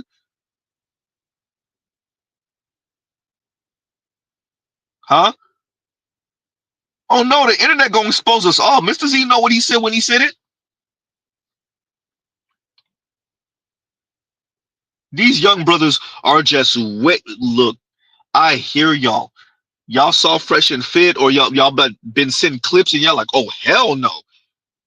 Y'all heard Andrew Tate talk, y'all like, hell no. Okay, cool. I understand. Y'all taking it far the other way. Y'all are going to send young black men out there to get their heads taken straight off their shoulders with this airy fairy stuff. Huh? And yeah, whoever said in the comments, yeah, I saw all the women lying to them in the comments. Y'all heard what Scott Galloway said? Yeah, the women, they clap up for this type of, I'm paraphrasing. Yeah, they encourage this type of stuff, and yet they go home to the other guy. They're turned on by the other guy. Uh-oh. Huh? What's going on, Dr. Thunder?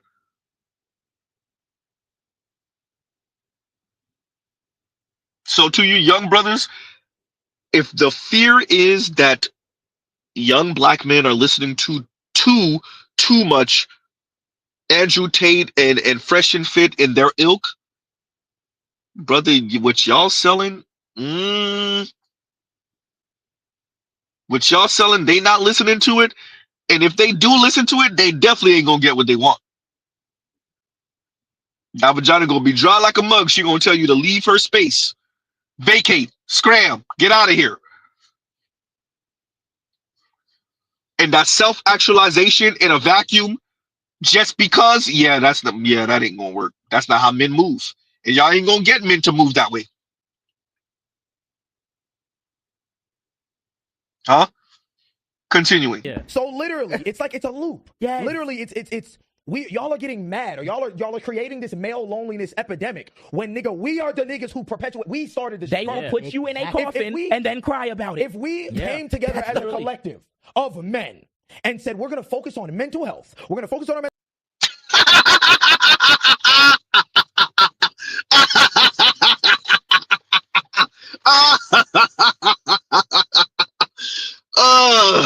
that was a good laugh. Oh man.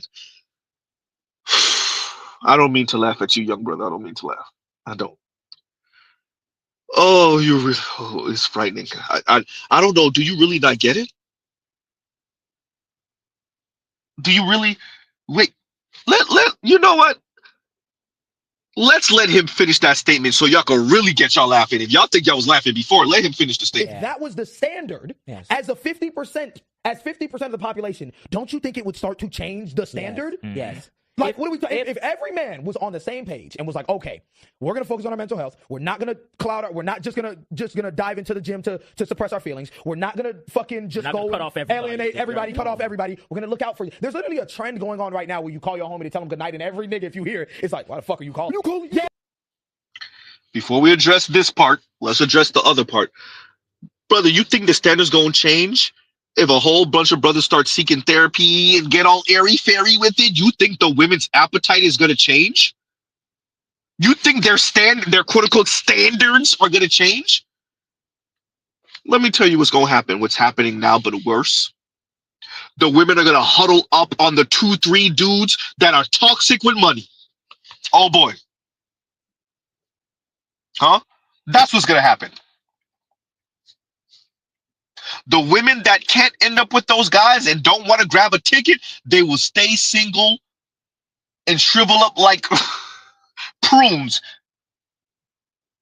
before they allow a man that they see as less than them bed them. And that's the reality of it. Huh? You think the women in their delusional ass standards would change because the men decided as a group, like you said, 50+%, decided to do this airy-fairy stuff and go seek therapy and don't go in the gym just to kind of get steam off and don't huddle up and don't be what?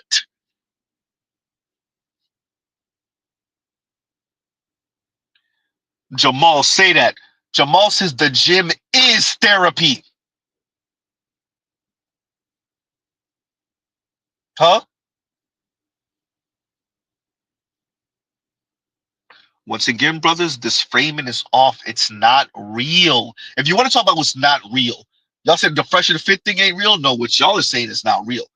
This is gonna get. If y'all think black young men are desperate and lonely now, what are y'all sending them out there to do? Be delusional. Come out here with your intrinsic value stuff and watch women laugh in your face. You want to talk about depressed? Come out here with your intrinsic value type talk and watch non-black men step on you. You want to talk about being crushed?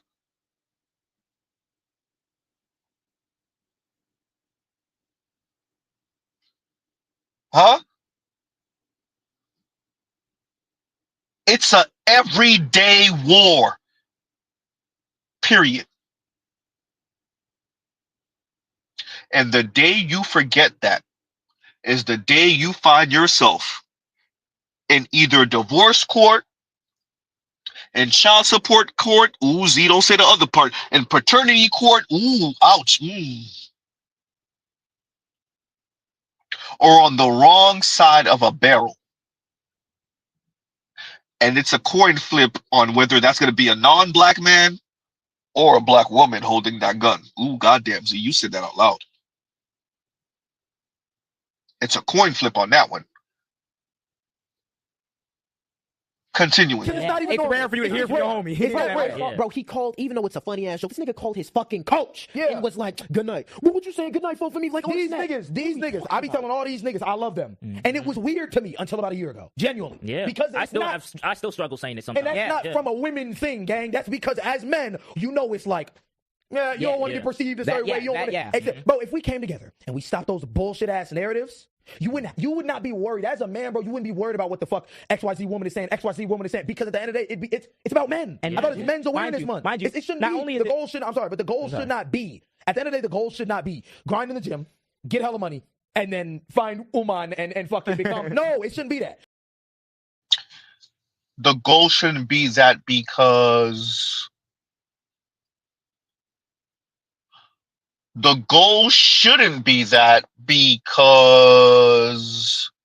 don't even got like a Christian argument. Shout out to Dr. Thunder. Y'all don't even have like a religious argument. There's no, Muslim or Islamic argument. There's not a Jewish argument, any one of the Abrahamic religion, none of that. Like, there's not a health argument. It just shouldn't be because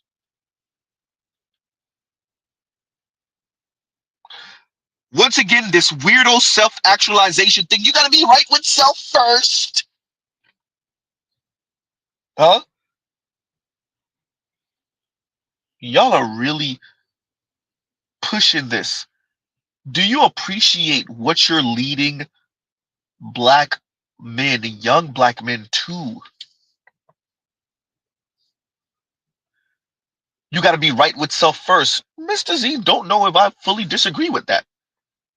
We would have to go into some details, but I don't know if I fully disagree with that. Okay, cool. And the goal shouldn't just be to do this to have sex with women. When the problem is, wait a minute, and the problem is, especially if the women going, and the problem is, and you don't, wait a minute, and you won't care what XYZ women has to say. That's not how human works. That's not how humans work. That's not how heterosexual men work. Quite frankly, that's not how heterosexual women work.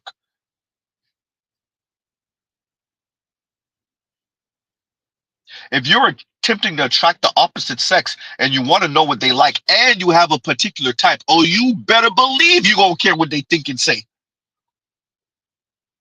What type of airy-fairy stuff? Brother, what were y'all just watching or smoking or drinking? Huh? This is not real. This brother said what's on Fresh and Fit is not real. No, brother, this conversation right now, ooh, this is not real. Young brothers, I'm telling y'all, gonna send these other brothers out here to get their head taken off with this type of delusional talk. Men can't afford this. Black men cannot afford this.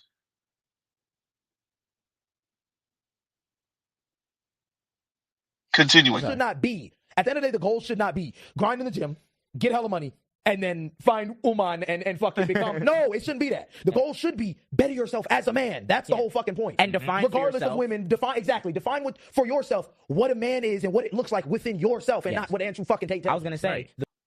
You don't have the luxury. Ooh, goddamn. That's a woman talking point. I finally said it.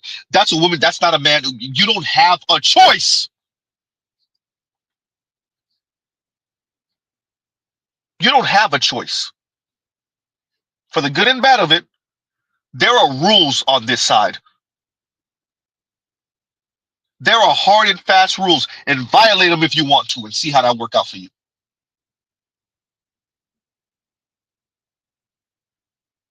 There are rules on the man's side, and the women and the men uphold those rules.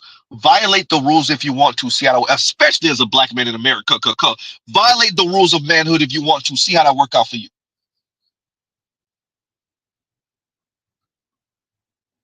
Yes, to a certain extent, you do define your manhood to yourself. To a certain extent. And unless you playing for the other team and you have a different type of sexual endeavors, there are hard and fast rules, and you can't escape that. Even if you date non-black women, you cannot escape that, period. You can try, though. Huh? You can try. Be a better man for yourself. This is... Z. These are young brothers. These are young brothers. They're just trying to find their way. They're just trying to figure out their way.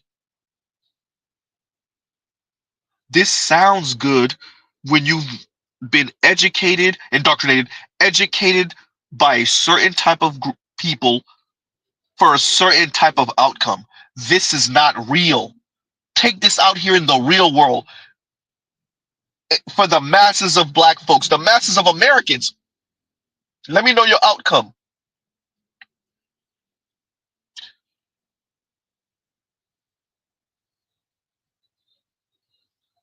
This is not how men mature. This is not how men become men. Just become a man for yourself. Huh? And actually, let me read some of you guys' super chats about while we going through this. Oh boy. And Eric Denman says, and thank you for the super chat, a sexy red archetype would have these little ninjas pockets like rabbit ears. Curled up in the fetal position, crying and sucking their thumb. They green as F. Bro, it's frightening. And I don't think they're putting on. I think they mean everything they say. And that's the scary part.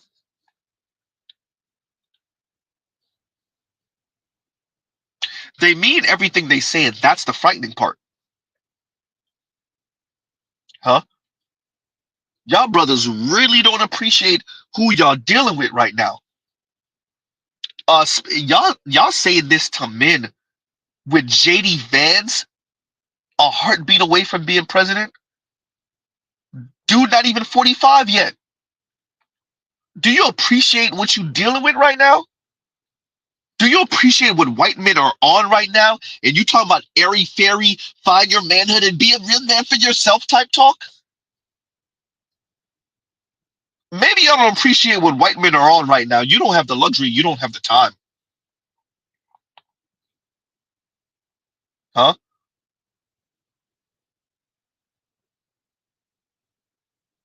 This airy fairy stuff, you don't have the luxury or the time to buy into this. You're going to get black men seriously hurt and harmed behind this type of talk. This is straight naivete. I was trying not to go here, but this is straight naive. This is straight naive.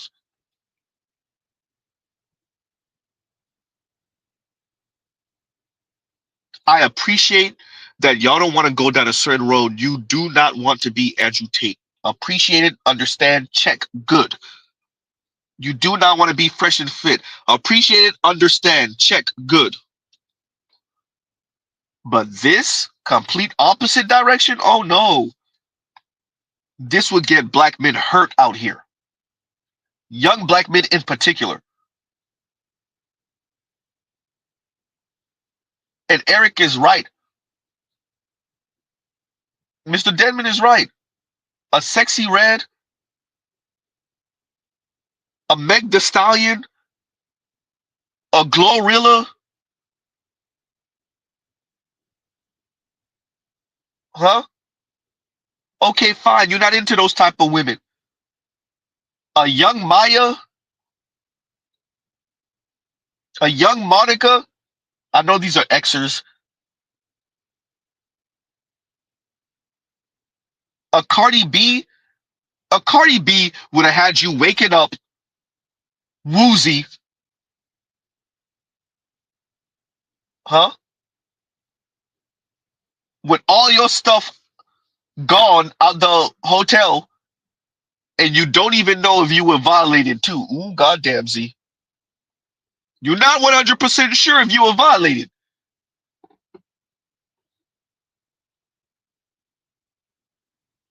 Huh? Bruce Beggy says, Rush is, no, you didn't say Maya. Yes. Because who was Maya with?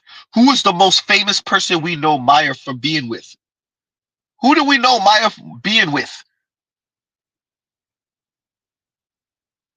Huh?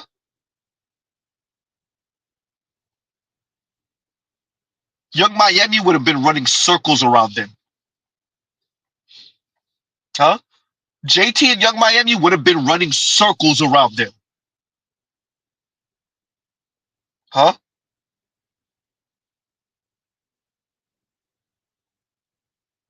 Y'all don't really man. Look, I get it, but nope.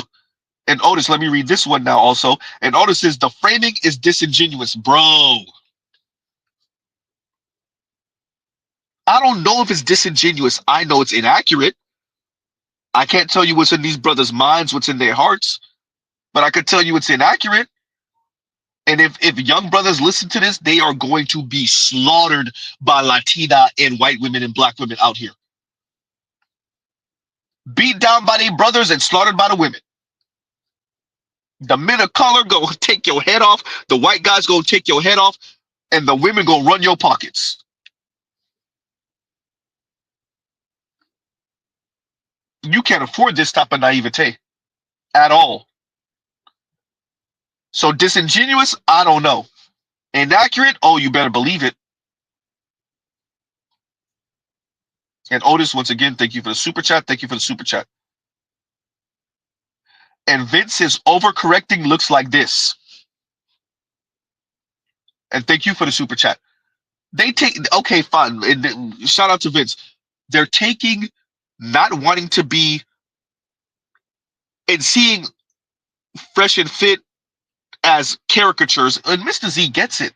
I would tend to agree with them. Seeing Andrew Tate is over the top, okay, understandable. And they're taking that and saying, I'm going to go the complete opposite way and be what, delusional? Huh?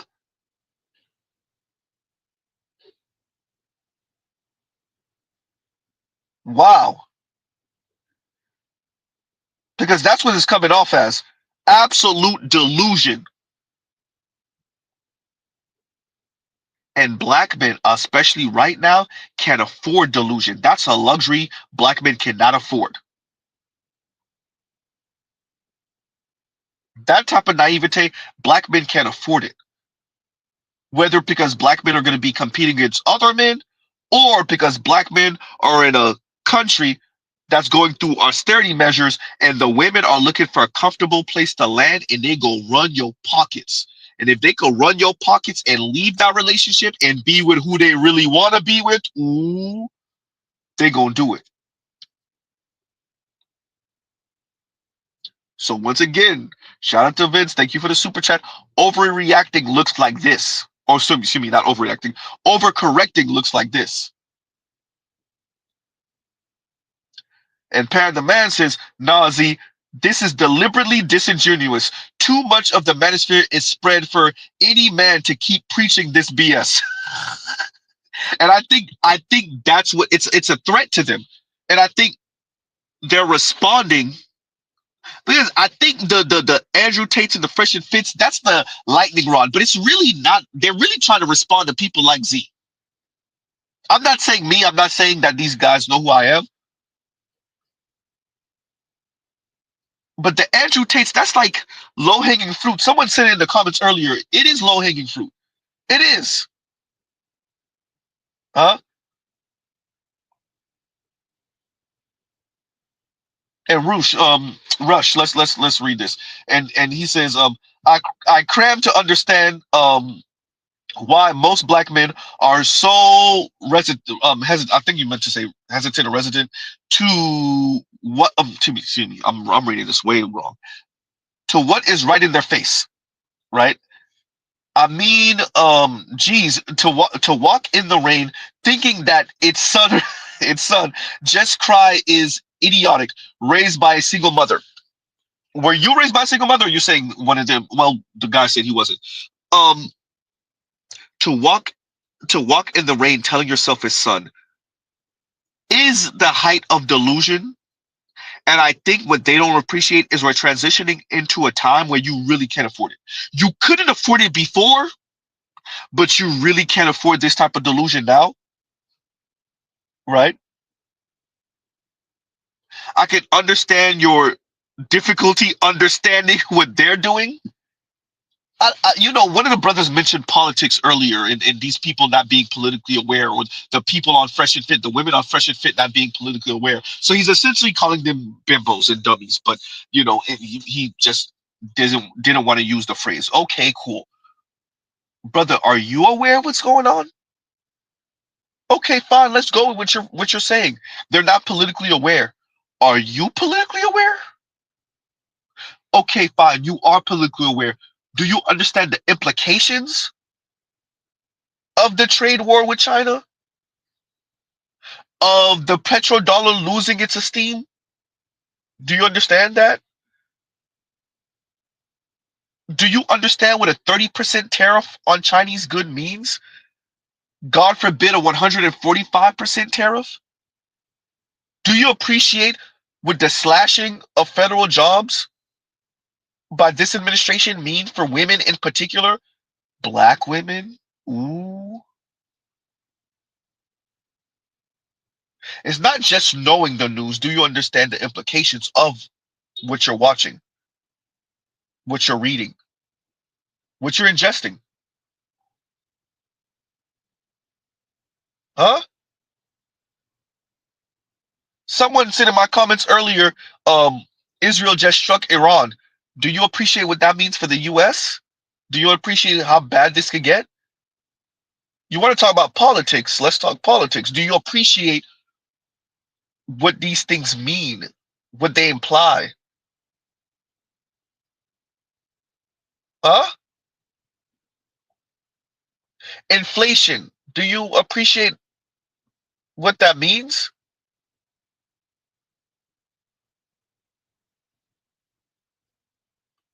We'll pause right there before Mr. Z start going too far into this. Yeah, right. Man, thank you for the super chat, brother. Thank you for the super chat, man. Yeah.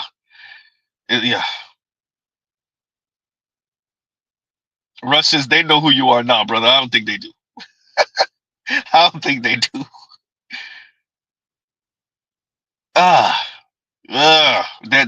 This hurts.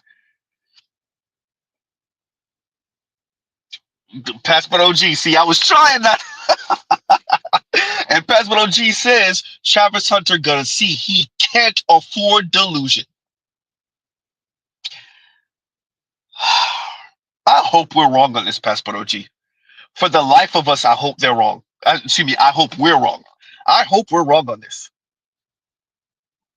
To be fair, I would rather be mocked and be told, you see, y'all thought Travis Hunter was good, and look, he's been happy for 20 years, for 30 years. And the kids are his. Ooh, goddamn, see, ooh. Huh? I hope we're wrong on this, Passport OG. The likeliness that we're wrong, though, and what the black community is going to say if we're proven right, if this don't last 5 years, definitely not 10 years or 12 years. We'll see. Huh?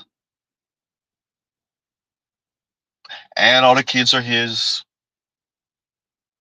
And there's no scandal or rumors. We'll see. Huh?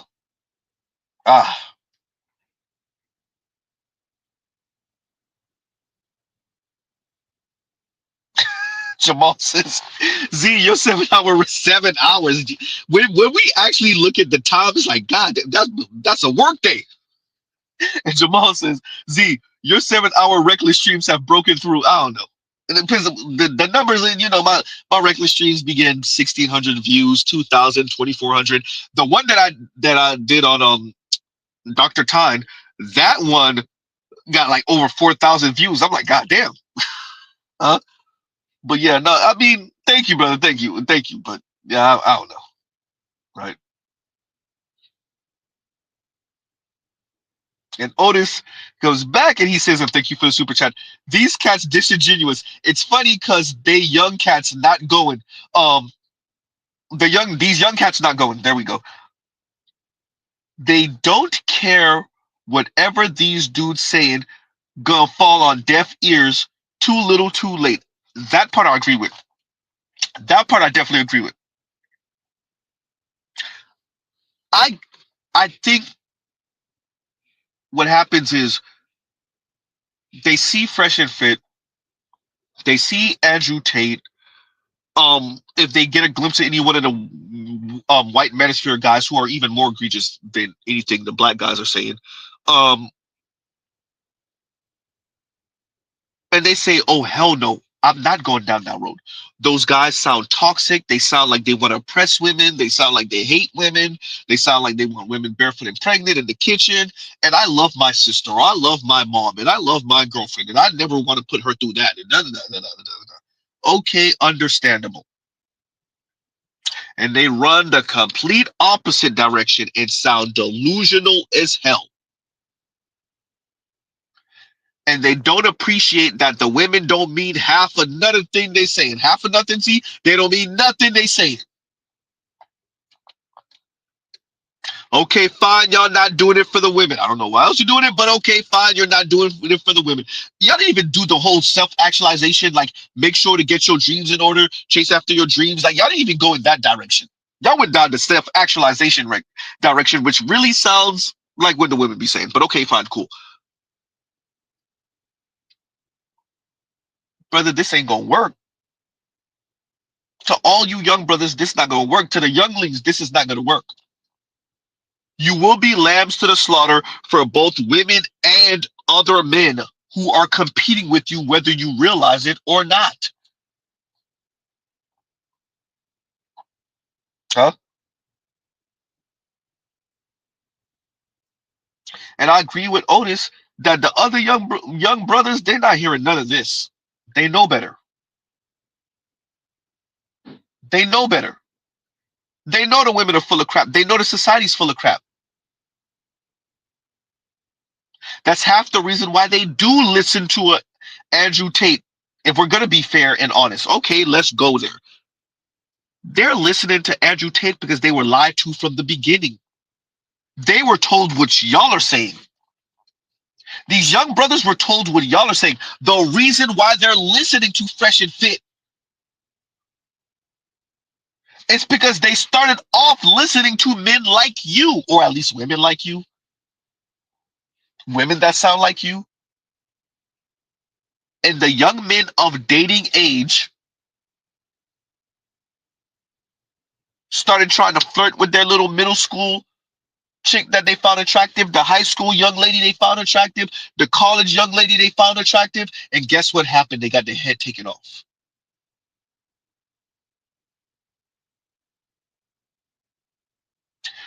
Dr. Scott Galloway said it. This lady said it. Preferences and revealed preferences. There's what they say and there's what actually turns them on. There's the women that they cry, excuse me, there's the men, ooh, goddamn Z, that was a Freudian slip, now wasn't it? There's the men they cry on their shoulder, and then there's the men they give the vagina to. And it's not always the same guy. It's usually not the same guy. Unless that guy's their husband. And it still might not be the same guy. Ooh, Z, you said that out loud.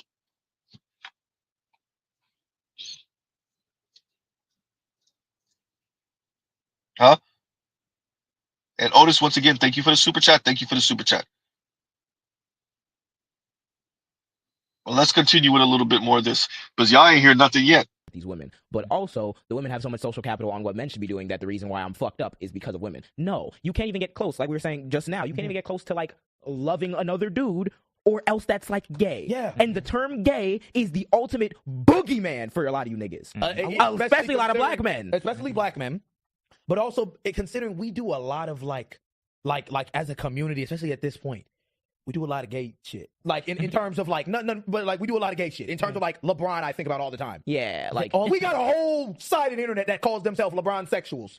And then that's what the fuck? What? Mind you, it was a trend for the past month. Yes, niggas would come in my chat and be like, "Gun to the back of your," or no, "Bron dick to your mouth." Name I beg your fucking pardon. So it's like y'all niggas be playing both sides, and at the end of the day, bro, it genuinely is like it's up. What do we actually? What do you actually care about? Yeah. What this male loneliness epidemic? What are you actually trying? Once you figure out for me what you're actually trying to do, who the actual role models are, and who they should be, and then start. Who they should be decided by who? Now, Mr. Z's too old to tell young brothers who y'all role models should be for you. With that, I still ask the question, decided by who? Who decides who the role model should be? For young black men in particular. Now, let's address that whole LGBTQ thing y'all were just going on about. Yes, heterosexual men don't want to be called gay. And the problem is, heterosexual men don't want to be called gay. You want to know how you know? Because the women call heterosexual men gay when the men aren't doing what the women say. Goddamn, Z, you ramen. It's an insult. Primarily directed to not gay men, but straight men. And you know who's more likely to insult straight men? Straight black men. With a pejorative, like calling him gay when you know he's straight? The women! Uh-oh. Now I would love to see y'all dispute that one. Who's more likely to call a black man sassy? Another black man or a black woman? Uh-oh. Love to see y'all dispute that one too.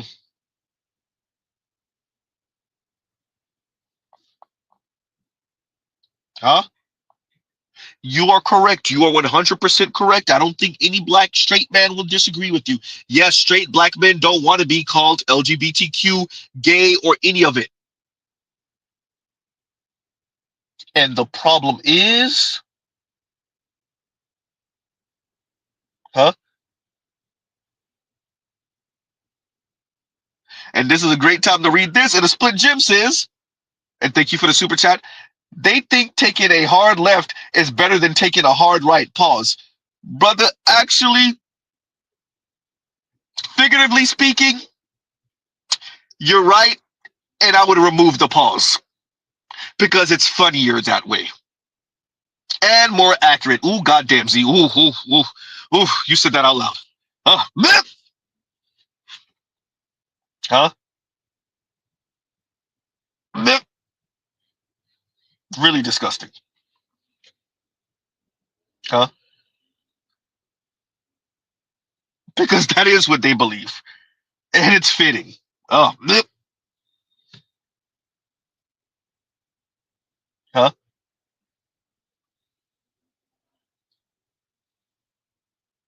And St. Cyr says, the gay men have started speaking out on that recently, and I'm proud of them, no pun intended. When I say this, for holding their nuts and telling the women folk to stop doing that. Yeah. Yeah. It's about time. Right? It's about time.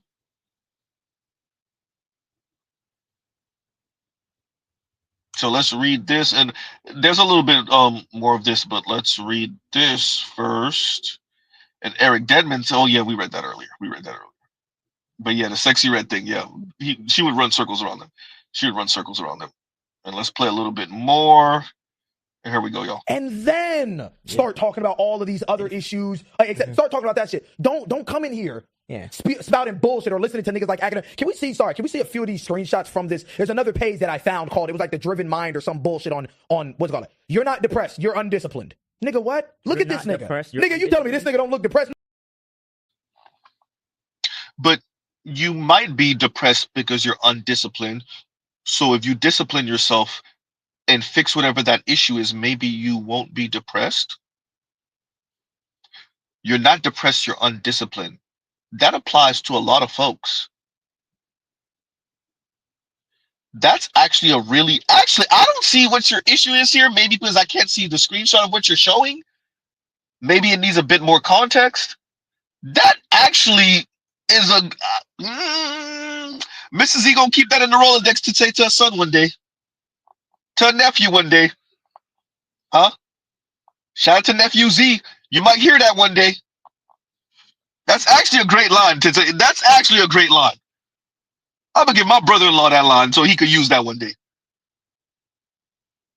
Y'all actually messed up on that one. Y'all thought y'all was saying something. Actually, that's a great line. You're not depressed, you're undisciplined. Y'all done messed up. But that's a great line, actually. Huh? Let's continue. Let's see where they go with this. But actually, that's a great line. Quick to the point. No, that's actually a great line. Y'all messed up by speaking about that disparagingly. That's actually a really good line. Continue. Nigga don't look depressed. No, nigga, you're depressed. Nigga, you look soulless. You look soulless. You want to know what that is? And this is another thing that they get you with that red pill shit and with the thing that contributes to the male lonely epidemics. It's the personal responsibility meme. Mm-hmm. Like, again, it's very easy for you niggas to be like, well, yeah, of course, it's me. It's my fault. I take personal responsibility. Do you even know enough about what depression is and how it manifests in yourself before you said that? You've never once thought about, like, you probably don't Bro. Hey, bro, this don't look, man. I don't know how you guys got here, whether these ideas were inspired strictly by you, who put you up to this, what y'all watched before this that inspired these feelings and thoughts. Bruh, this is God, Jason Black, you might have to review this. God damn it, I said it. God, this is not manly. Oh, this is not man. Oh, this is scary. Mr. Z don't even be doing the man stuff. I don't even talk like that. But for real though, this is man. Look, oh boy. Oh, bro, this is not. Y'all are going to send young men out here to get slaughtered. This is not masculine at all. Do you even know what inspires depression? Do you want to? Wait a minute. Oh, that's frightening. I wish I could rewind it, but I can't. When I pause it, like it'll go back maybe 2 seconds, but it won't go back so y'all can hear that over again. Oh man. Oh, that's frightening. Personal responsibility, brothers. Certain things you do have to be responsible for. Mr. Z's on the left too. I appreciate and understand how that's weaponized, particularly against black folks, black men in this case. I appreciate what you're trying to say here. Y'all went too far in the opposite direction, though. Way too far in the opposite direction.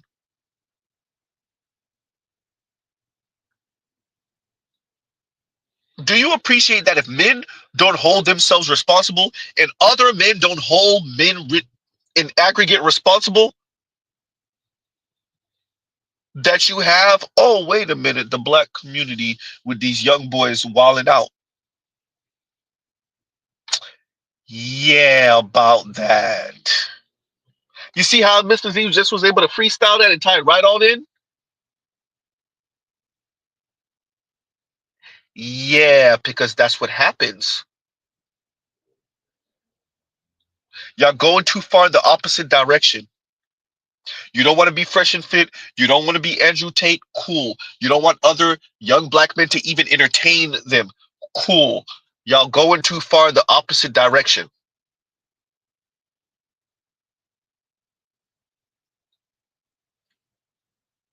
We can't operate like this. What y'all are saying, we can't operate like that. Black men cannot move like that. That is a disaster waiting to happen.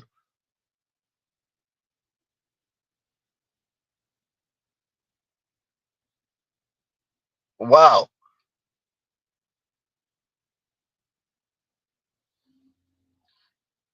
Continuing.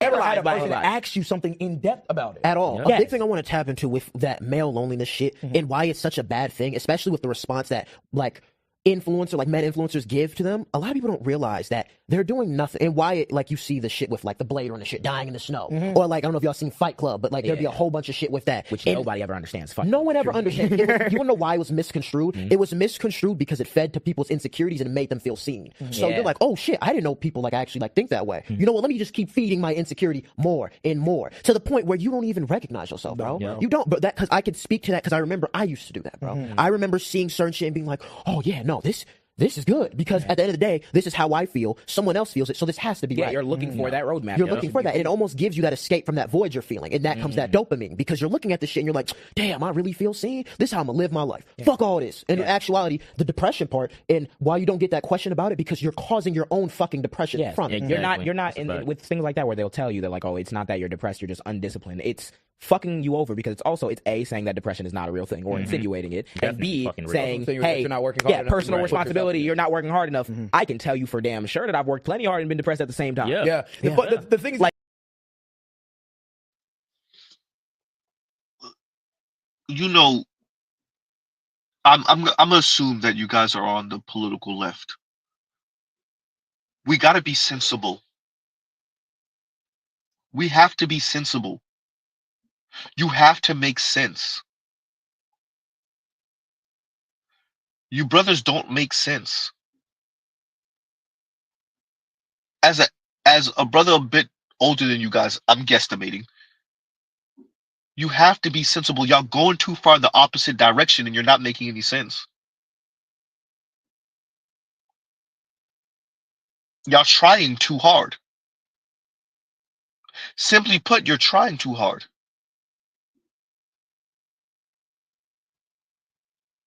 It sounds like just rambling.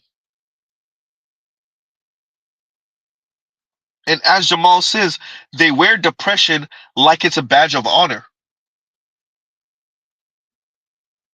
Huh? It's way too much nurture. You're smothering nature right now. Or attempting to. Huh? It's way too much nurture talk here. If men are going to the gym to work some depression out or some stress out, and the problem is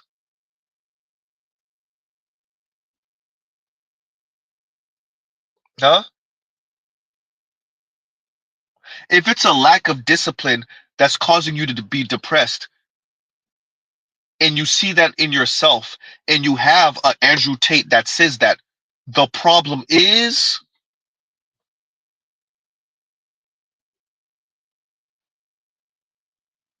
continuing.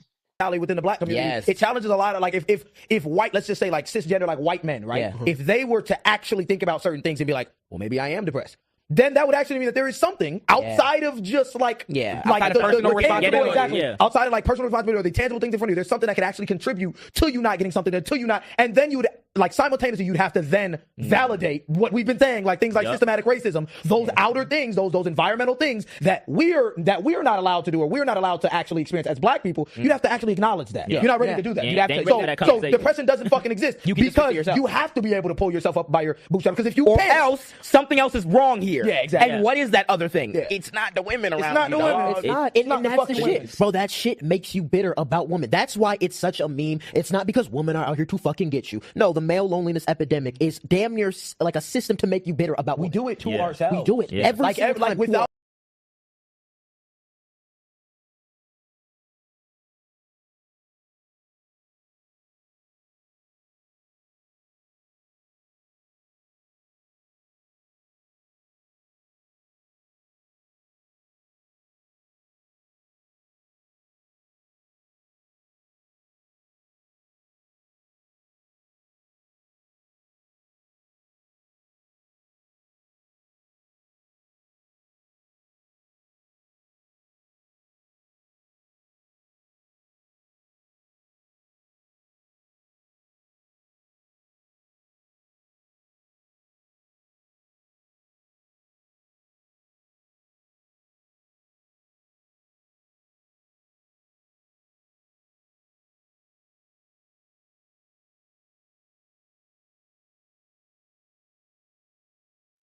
Oh, Mrs. Z's still here. My apologies, you guys. My apologies, you guys.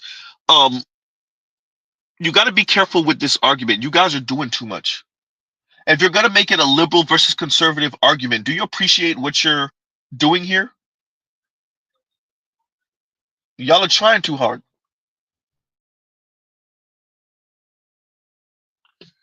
Huh? Mr. Z lost the whole train of thought. I was on a roll too. I forgot what I was saying.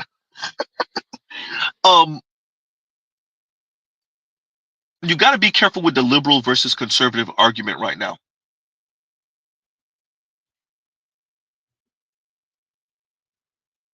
It's not smart, this framing. Right? Continuing, actually, let's see if I get that idea back. Give me a second. Man, like there could be there's not a woman in this room right now, and like if we had this entire room full of men, and I was like, yeah, I love you, bro. A few of them would probably be like, huh? What'd you say? It's a little weird. Because it's not even normalized in our society to tell another man you love them without being gay. And it's not even normalized in our society to see another man that has decided to choose that path for themselves and accept that. Yeah. If a nigga put on a dress or a nigga paint his nails or a nigga do anything that's outside the ordinary, you gotta. But it's so crazy because your dumb ass will be depressed because there are standards that you're expected to live up to that you don't want to. Yeah. Bro, you know. There are rules on this side. See, you sound pretty damn calm. There are rules on this side. You will adhere to them or you won't. And if you don't adhere to them, there are consequences. Unless you're bigger enough, strong enough, and fast enough to buck the consequences. And I assure you, most men are not.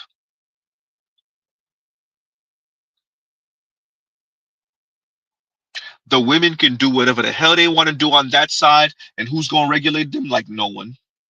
Men, on the other hand, it's a different conversation now, isn't it? You can wear your dresses. Let's see how it works for you. You can wear your nail polish. Let's see how it works for you. Huh? Calling your random friends to say, I love you. It depends on who your friends are. Depends on what type of connection you guys have. It depends on what type of connection you guys have. Goddamn, so you gonna say it one more time? It depends on what type of connection you guys have. Oh boy. Huh? Detroit, don't tell me that, because when I first heard that Israel hit Iran, I was like, oh crap. And we in it now. We'll get to it. Hopefully Mr. Z will be able to stream tomorrow morning. Hopefully. Continuing. And that's if I stream tomorrow morning. We'll see. Mr. Z might give y'all a break. Mr. Z might take a break. We'll see. Continuing. You don't want to choose a different path, but you can't, bro. You're socially disincentivized to do it. Literally, and the hypocrisy with that is you'll see a lot of niggas who see the dress, the painting nails, and it's like, oh, they're pushing this to the youth. They're making this agenda. What are you pushing? What are you pushing? Yeah, you're making. At the end of the day, it's like we're in the upside down because our message pushing is, hey, you can do whatever you want and have man be defined however. I seen a nigga in my comment section was like, "You're not masculine enough to be talking about this." What the fuck does that even mean? Now, if I whoop your ass, I'm wrong, right? And I was waiting for that. Obviously, Mr. Z heard this once before. Brother, you realize what you just did when you say that? What about if I whoop your ass for that? And there's the masculine challenge right there. Someone questioned your manhood, a man questioned your manhood, and you went to manhood things. Low key, what you really said is, I bet you can't beat my ass though. Bet you can't beat my ass though. That's, you literally just said, I bet you can't beat my ass though. Pretty manly, actually. Huh? Yikes.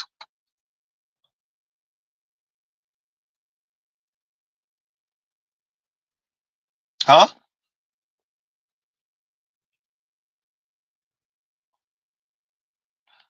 There are rules on this side. How often you gonna say that, Z? There are rules on this side.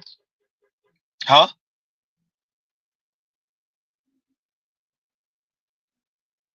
and you just were challenged, you felt offended, and you went right to where men often go. Not always go, but often go. But you can't beat my ass, though. That's what you just said.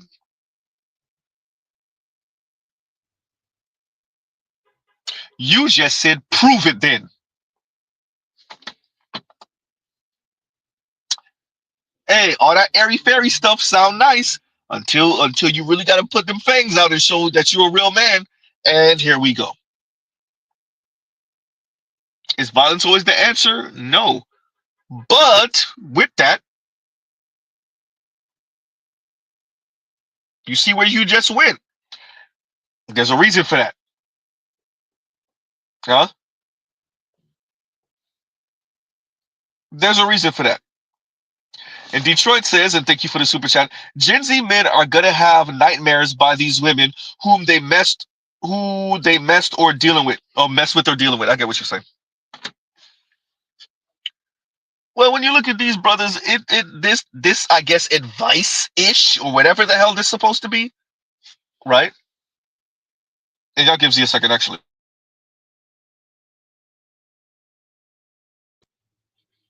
And we're back. This advice that they're attempting to give men, it doesn't work in the real world. Look at his brother, he just went out of character. Huh? But if I beat your ass though, exactly. That sound nice until you're pressed. All that sound nice, all that airy-fairy stuff sound nice until you're pressed. And you just whichever one of you just did that, you just exhibited it. Yeah. And going to Detroit's super chat, yeah, the nightmares. I mean, we know that women can take advantage of men just like how men can take advantage of women. And these brothers, you follow their advice and it's going to lead you down a really, really dangerous road to be lambs to the slaughter for conniving, calculating ass women. Huh? Who could smell your naive ass coming from a million miles away. Who think you're truly self-actualized and you worked on yourself and you seek therapy and you really know yourself, and they're going to take your head clean off your shoulders and leave with your wallet on the way out the door too. And your dignity, that part. Huh? Continuing.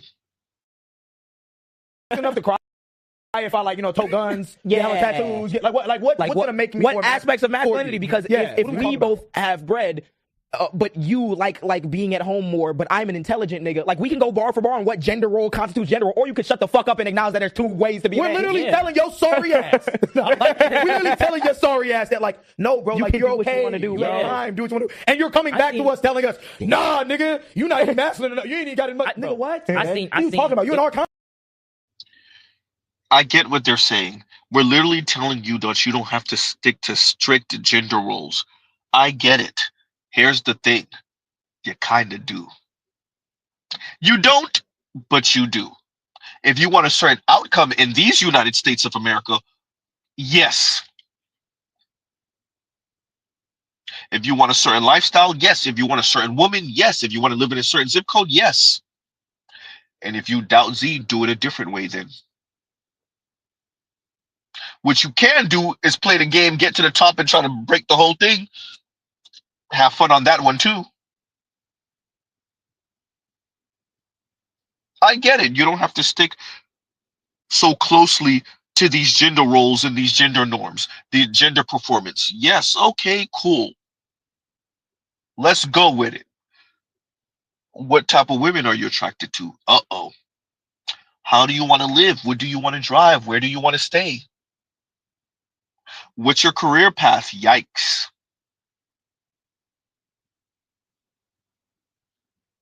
Can you really pull what you're saying? Or does it just sound good? Because a bunch of the men are going this direction, so you decided you're going to go that direction, and y'all going really far in that direction. Huh?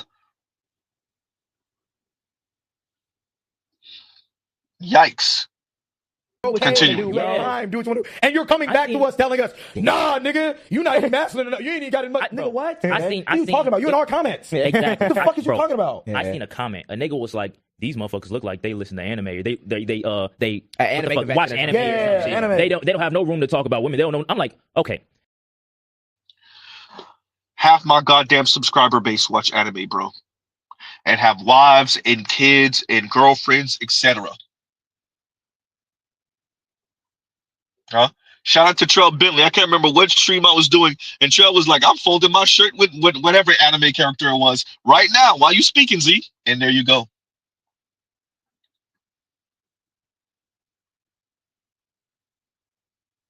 Yeah, nice try. I don't know if we anti-anime. I don't know what year you think we in. We're not in 1993 anymore.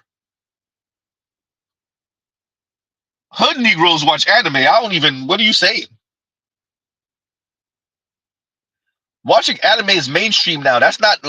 You brothers are young. Like, what? Where are y'all coming from with the 40-year-old, 30-year-old? Well, really more like 30 some odd plus year old nerd, Revenge of the Nerd stereotypes. What?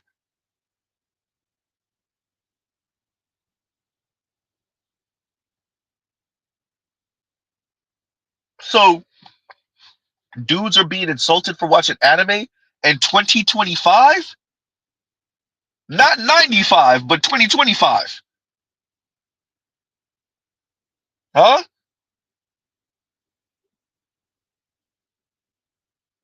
Something about this don't sound right. Y'all doing too much. Y'all trying too hard. Continue. If you just want one solution, number one, get into meditation. That will definitely help you.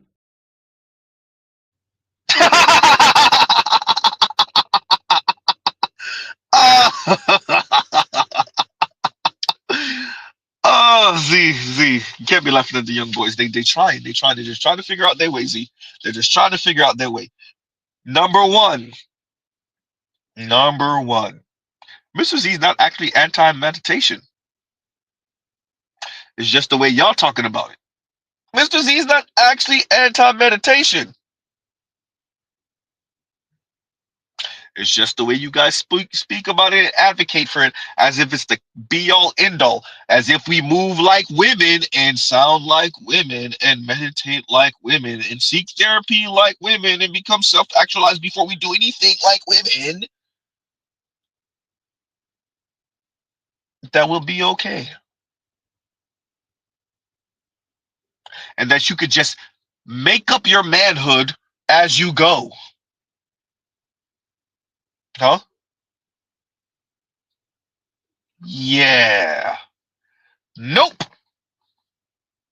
Continue. Number two, find yourself a hobby. When you get in that hobby, if you're like me, right? I used to be a socially awkward person, and I still am at some point. No, I couldn't tell.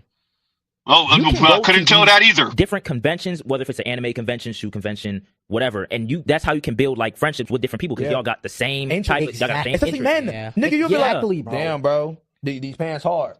What are y'all talking about? Wait, what, bro? Y'all are like purposely okay? Y'all are being obtuse now. Y'all are making like the most questionable comments and being like, "Oh, yo, these people, essentially what they're saying. If you don't get it, they're saying they make these comments and then people take it and run with it and make it sound, any type of LGBTQ. So these folks, essentially, what they're saying are homophobic. Y'all know what y'all doing, right? Like, are we slow? Like, y'all might think Z slow, but are we slow?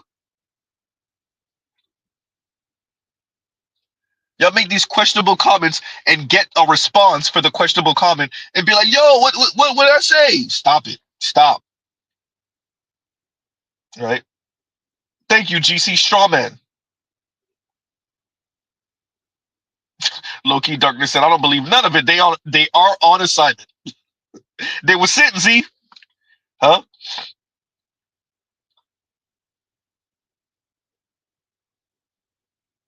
Oh, man. Bro, continuing. These pants hard. Well, your mama stay. Yeah, y'all Yeah, cool. y'all Like cool. that. You know what I'm saying? But you be so up your fucking ass. Yeah, like, geez. But now you listening to these niggas talking about, no, you gotta stay alone, cut off everybody, get in the gym, bro. Buzz your hair off, nigga. What? That's why your bitch ass can't find a fucking friend. Now you sitting in the corner of your last room, year buzz it was cutting like, off. hold on, last year it was 1,000 yard stare. grow out your hair so women will like you. Now it's buzz your hair so you can lock in and not care about your physical appearance. What the fuck are we talking about? Bro, I heard you say when you were talking about what a standard of a man should be, and while a lot of people be like, you need to be this and that. I remember seeing Dana. I think he was on Joe Rogan's interview on his pod, and he was like, bro, men now are just pussy. Like they're just like we're just getting so soft and like they're not out to kill. God forbid it. God forbid it's not Vincent fucking Saga. If fucking Orphan doesn't come out, the woodwork like, God forbid. Oh my God, bro. Jesus. Like, God forbid bro, a nigga just want to sit down and And chill. chill. and go God to forbid a anime nigga want to. Exactly. God forbid a nigga want to be in the comfortability of their own bed and be thinking about a lot of shit and cry and write in a journal and then these niggas. See, this life is real as hell. I want y'all to hear it. I want you to appreciate this channel. It has less than 10,000 subscribers still. I want y'all to appreciate that this is supposed to be the wave. We're here now, Mr. Let's get to the point. This is supposed to be the wave. This is the push now. You're gonna see more of these. I'm telling y'all right now, you're gonna see more Deontay's popping up. You're gonna see more of these brothers. I think then once again the name of their channel is JAAM, J2A's M Jam. This brother really said, be in the comfortability of my own bed, crying, writing in a journal. What is this, a Brandy music video? I know y'all might be too young to understand the reference. Some of you, well, most of my subscribers understand the reference. This gotta be sit up. This is sit up in my bed. This is sit up in my room. These niggas just described sit up in my room. Oh man, this is a Brandy music video. This is what it is. These niggas just described a Brandy music video. Oh boy.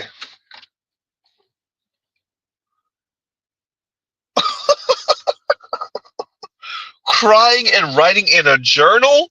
What, while you're laying on your stomach, kicking your feet up? FD, is this real? Young brothers, look. I hear y'all. I hear y'all. You don't want to be fresh and fit. You don't want to be Andrew Tate. You don't want to be one of these toxic men. I get it. Y'all done ran so far the opposite direction. Y'all done ran off the field, out of the goddamn parking lot, through the neighborhoods. You done ran across the Atlantic Ocean. Y'all done ran off the goddamn planet, out the goddamn solar system, out the galaxy. Y'all are in some other galaxy right now with this conversation. Huh?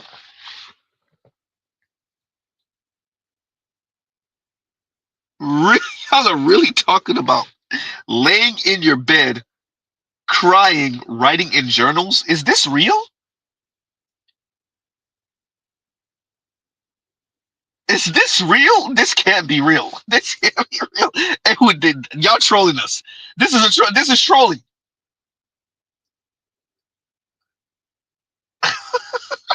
Oh my God. Look, do men cry? Yes. Do men archive things? Journal?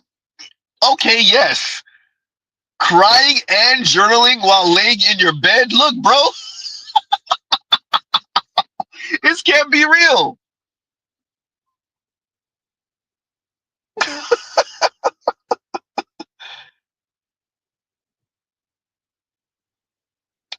Oh, continuing.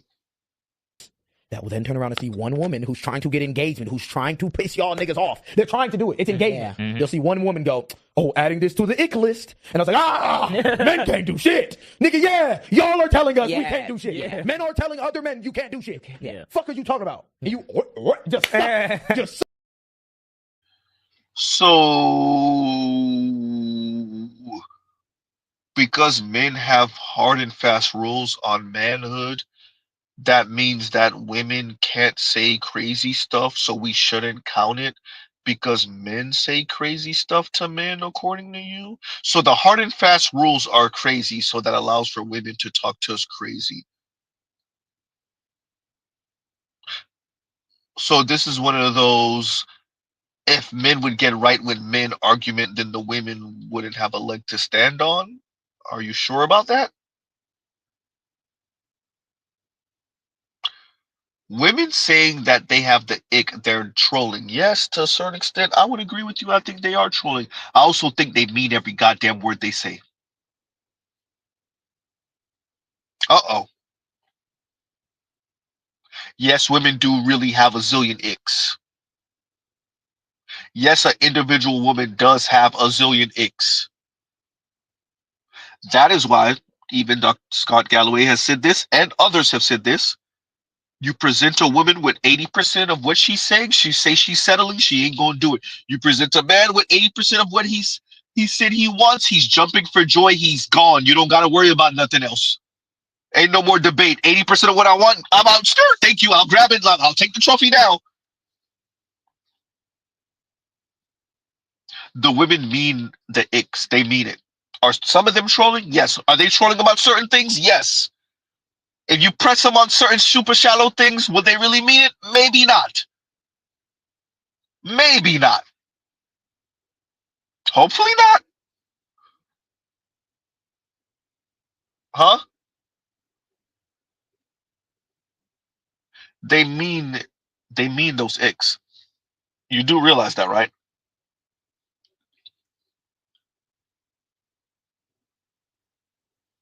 Oh man. Continue.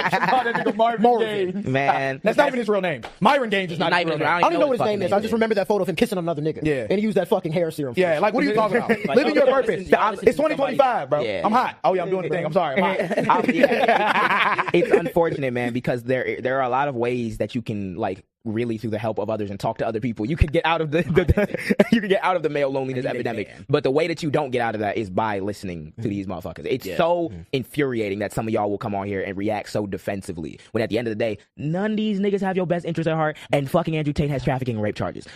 Please, they don't. Shut up. Like they don't. at a certain time, academics is on video. He had charges too, yelling at women, all types of shit. Like I remember seeing this clip on Fresh and Fit because they'll be getting like super chats and shit. This one nigga donated $500 to call one of the girls on that pod a fucking bimbo.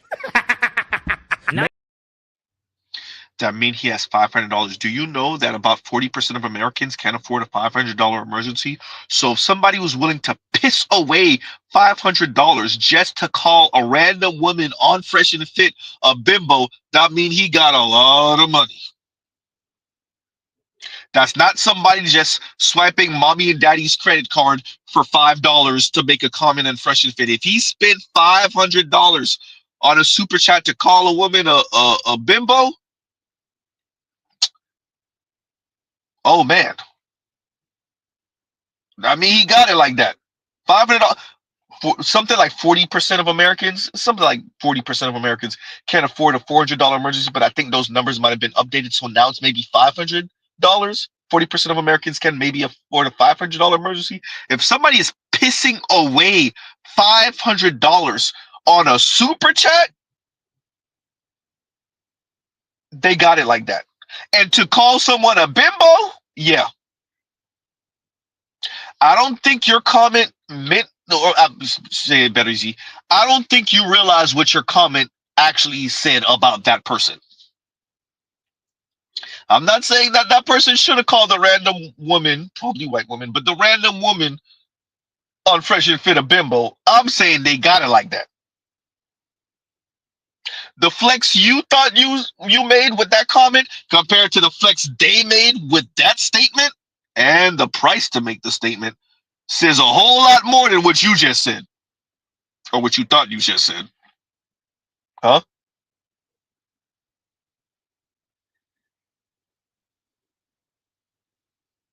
Oh boy. Oh, I said oh boy. Oh boy. And Rush's bottom line, and thank you for the super chat. Bottom line, they are pissed their dads did hold the line against their mothers. So they are confused. Are they? I mean, I I want to say I appreciate, I understand much of what they're trying to do. That's why I keep on saying they're going too far in the opposite direction. I don't know. Their wording is off.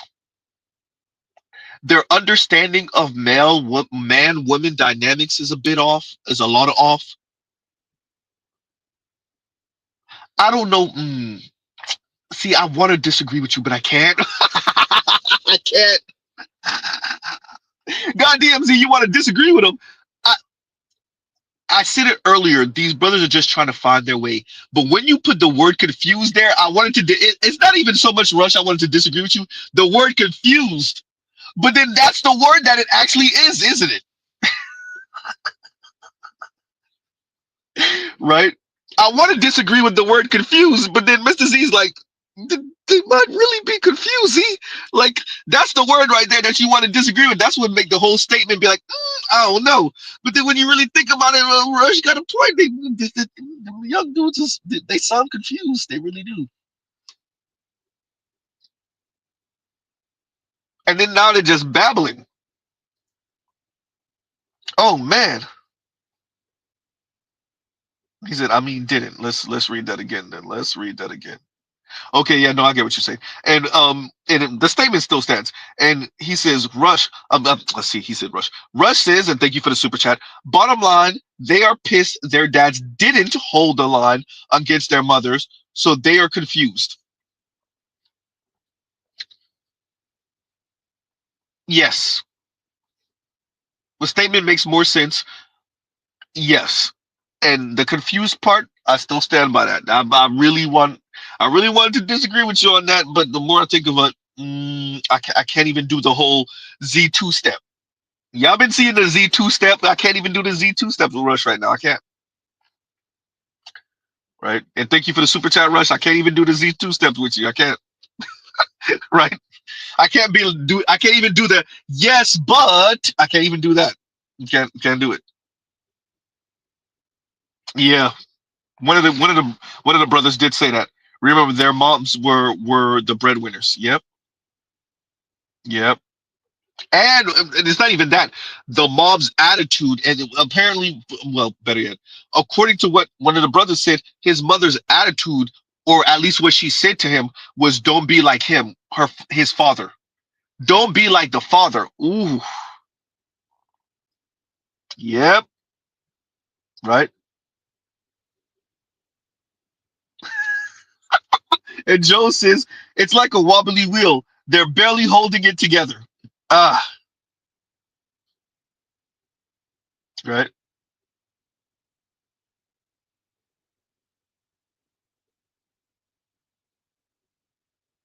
I want to say faux, but a split Jim says FD's gonna have a full version of Death Row Vibe magazine cover with all these dudes, right?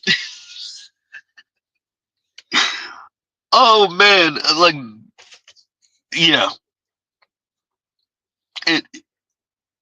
I think FD is attempting to form his own anti-manosphere squad. Not even, I think we spoke about this on BGS channel, or on my channel.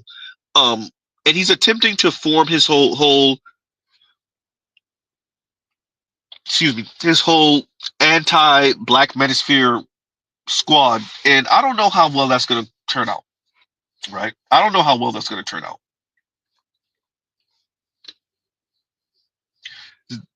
FD definitely has the resources now and the connections and the reach.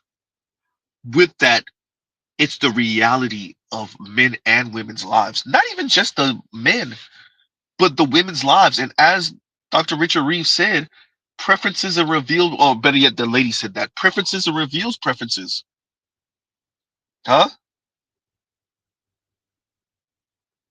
Ah. Gil Gabby says Legion of Doom Femi style. Not female style, Legion of Doom. Right? I'm split Jim. I'm not even gonna read that other comment you put. Right? Ah.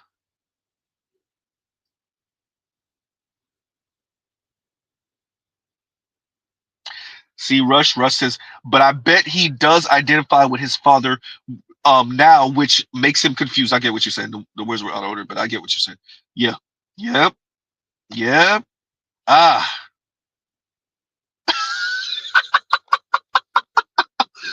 Pastor OG. I ain't even gonna read that out loud. Y'all be cutting up in the comments. Pastor OG be a different dude in the comments. Dr. Thunder be a different dude in the comments. Dr. Thunder on the streams and Dr. Thunder in the comments are two different Dr. Thunders. Right? Y'all be cutting up in the comments. Oh man, Pastor OG is a whole Pastor OG is a funny dude in the comments. He's funny as hell. Dr. Thunder be slipping in dope ass on Dr. Thunder like comments in the comment section. Right? When Dr. Thunder is on my panel, he's all buttoned up. Definitely on his stream, he's all buttoned up. Dr. Thunder in the comments is hysterical. Right? Pastor OG is funny as hell in the comments. There's a whole lot of brothers in the comments. Dr. T be funny as hell in the comments too. Right? See, Nubarian asks, what's their age bracket? I'm guessing under 30.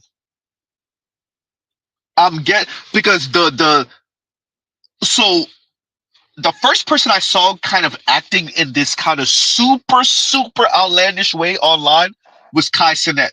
And so I call it the Kaiing of the internet. That loud, this brash, super loud, over exaggerated thing. And I've seen young folks in person act this way, and I'm like, the first person at least I saw acting this way online was Kai. And so I'm essentially an old head now.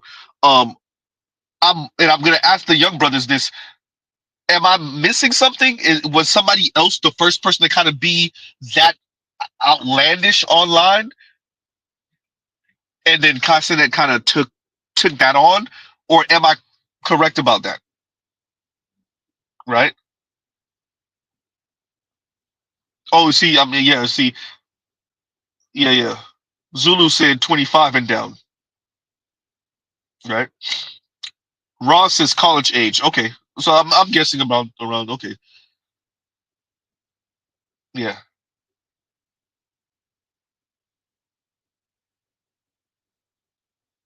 Zoomer Doomer says, honestly, Flight was the pioneer. Okay. I'll look that up.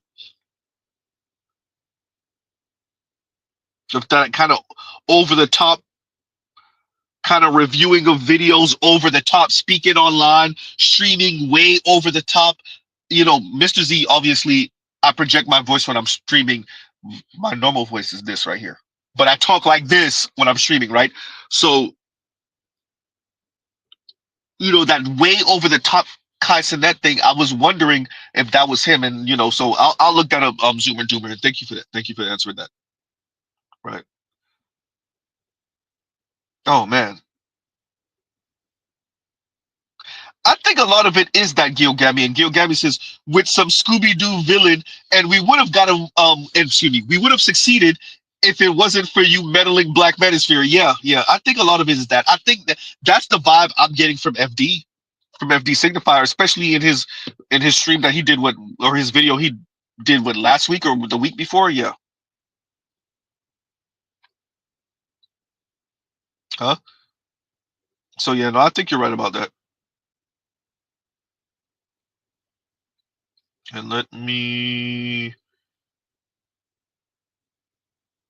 Okay. Split Jim. That's stream with the comment I didn't read.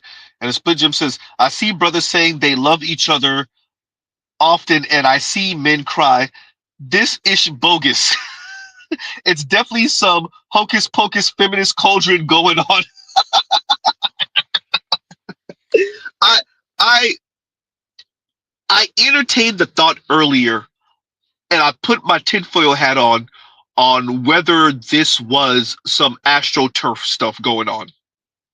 I did entertain the idea. So, a Split Jim, you're not the only one who kind of, is going in that direction. I didn't want to address it in that way, And so that's why you've seen me not address it in that way. But I definitely have entertained the idea that, and I do think that's going to be a thing. So let's put that on the table now, that you will have some astroturfing response to the Black Manosphere in specific, but to Manosphere content. I think the left don't really know what to do with us. They can't really disband us and keep on getting us deplatformed. So they're going to create an alternate quote unquote manosphere, Black Manosphere in our case, with more wholesome and understanding content creators and influencers who are going to be the leaders of these men, these Black men, and direct them into more healthy forms of masculinity and manhood. Right? So yeah, I see what you're saying, and I can't say that what you're saying, it doesn't sound far-fetched at all. Right? So yeah, I definitely entertained the idea earlier. And thank you for the super chat. Thank you for the super chat. Right? And Blue Sock says, and thank you for the super chat, young dudes are repping a marshmallow gang. Oh, why am I reading this out loud? Okay. Young dudes are repping Marshmallow Gang. Once they get washed in the game, they'll all be red pilled in the manosphere. And that's what you don't want, man. I was saying that earlier, Blue Sox. I don't know if you heard me. I don't know how long you've been listening. I was saying that earlier, bro. Y'all gonna mess around and wake up in divorce court? Wake up in child support court? Wake up in paternity court? Paternity fraud type thing? You really don't want that to be your wake up call. The Black Manosphere was right call. And even worse, let me say this. I gotta make sure to say this. You don't want to be trying to prove us wrong after the fact. What do you mean, Z? You don't want to be what we think might go on with Travis Hunter. You don't want to be in paternity court and be like, well, okay, well, he's still my son. I don't care what they say. Bruh.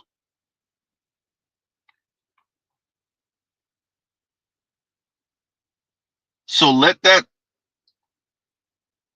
thought just sink in a little bit, marinate on that. Because these other folks are not going to say this to you. They'll let you get slaughtered. They'll let you get stomped out by non-Black men and get your pockets ran by Black women and non-Black women. They'll let that happen. And they might poke fun at you if you get your pockets ran by non-Black women. But if a Black woman run your pockets, they're going to be mum's the word, quiet as a church mouse over there. Huh? Let's see if we can finish this on out, but I'm not gonna spend too much longer on this. I'm not trying to hit the 3-hour mark, y'all. Continuing. This one nigga donated $500 to call one of the girls on that pod a fucking bimbo. Now you're $500 in the shitter, and you just got nothing in return. And then Marvin Gaines is going to sit there and tell you, you're not making enough money. Yeah, because you're calling people bimbos. 10,000 a month. For 500. Yeah. I can't. Now pay one band a month to do hustlers. There's only one. There's not one. I wouldn't say one. There's a lot, right? Shout out all of our counterparts that do good shit for the world. But other than them, like, there's only 4 Black men that really contains this shit, bro. And that's actually looking out for you and your best interest as a young man, bro. The reason why we come on here and we advocate so like adamantly is because, bro, actually we've tried this shit. Yeah. You niggas think that We've been through this shit already. Guys, we've all had girlfriends. It ain't I'm gonna keep it a stack. It ain't no nigga in this comment section that be talking crazy about us when it comes to like certain shit, right? It ain't no nigga in this comment section I could say that like, yeah, you probably experienced some shit that like I ain't really like in terms of like a life. Okay, if you're like fucking 40, then okay, maybe like you have kids. But other than that, certain like complex idea, I promise you we're there. Because we took the time to do the shit. Yeah. Brother, did you just try to infuse the intersectionality hierarchy rationale? You just tried to pull you did pull the intersectionality hierarchy rationale. Oh boy. I told y'all it's not intersectionality, it's really a layered cake. Continuing.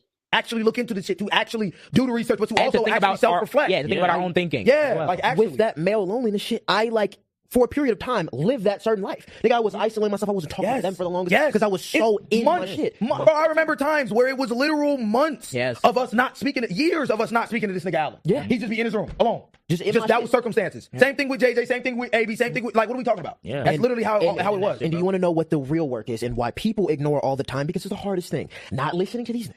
Not talking bad about yourself. Not getting in the gym. What it really is, bro, is putting yourself out there. Yeah. Like AB said, you can meditate. Go out for What walks. in the hell? Compliment people in their Find outfits. music. Go to the gym, find music. Talk to people, bro. Like, you can do even the gym. You can, and you can do this shit there too. You can do all of these things without immediately jumping into the deep end of, oh my god, I have to stay in the gym. I have to do. No, bro. I was working out. Like what? Literally, just spot someone. Spot someone. Boom. There it is. That's You made a friend right there. You made a friend. One thing that I realized too about stepping outside, like the usual self that I was in. It is so easy to get people's numbers and just conversate with people. Yeah. Oh, you're from here. You're from here. Okay. Comfort Cool. Converse. Once you Hey, start let me get your number. Let's talk a little bit more or something. For social anxiety, and this is the last thing I'm gonna say, we gotta wrap it up. But for social anxiety in general, one of the best things you can do as someone who has bad anxiety, I have really bad anxiety. One of the best things you can do, bro, and it sounds crazy, but constantly throw yourself into the uncomfortable situations. Yeah, literally. Instead I of actually agree bottling with everything this. up and not talking about things and not invite those uncomfortable situations, and you'll see once they start to become more comfortable, bro. One thing,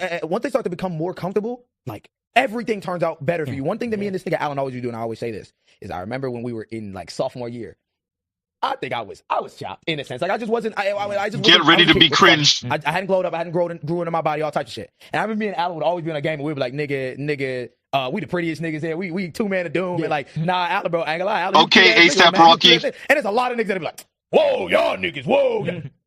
First of all, y'all. Why is your mocking voice DMX, but you talking about pretty niggas like you're ASAP Rocky?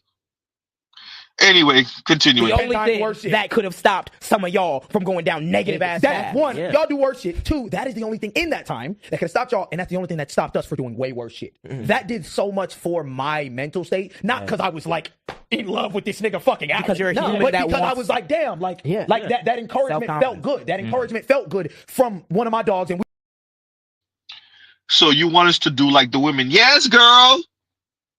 That dress look good on you. Ooh, I like them heels. I see you, mama. You want us to be like the women? Hey, bro, you know you looking good in that shirt, bro. That.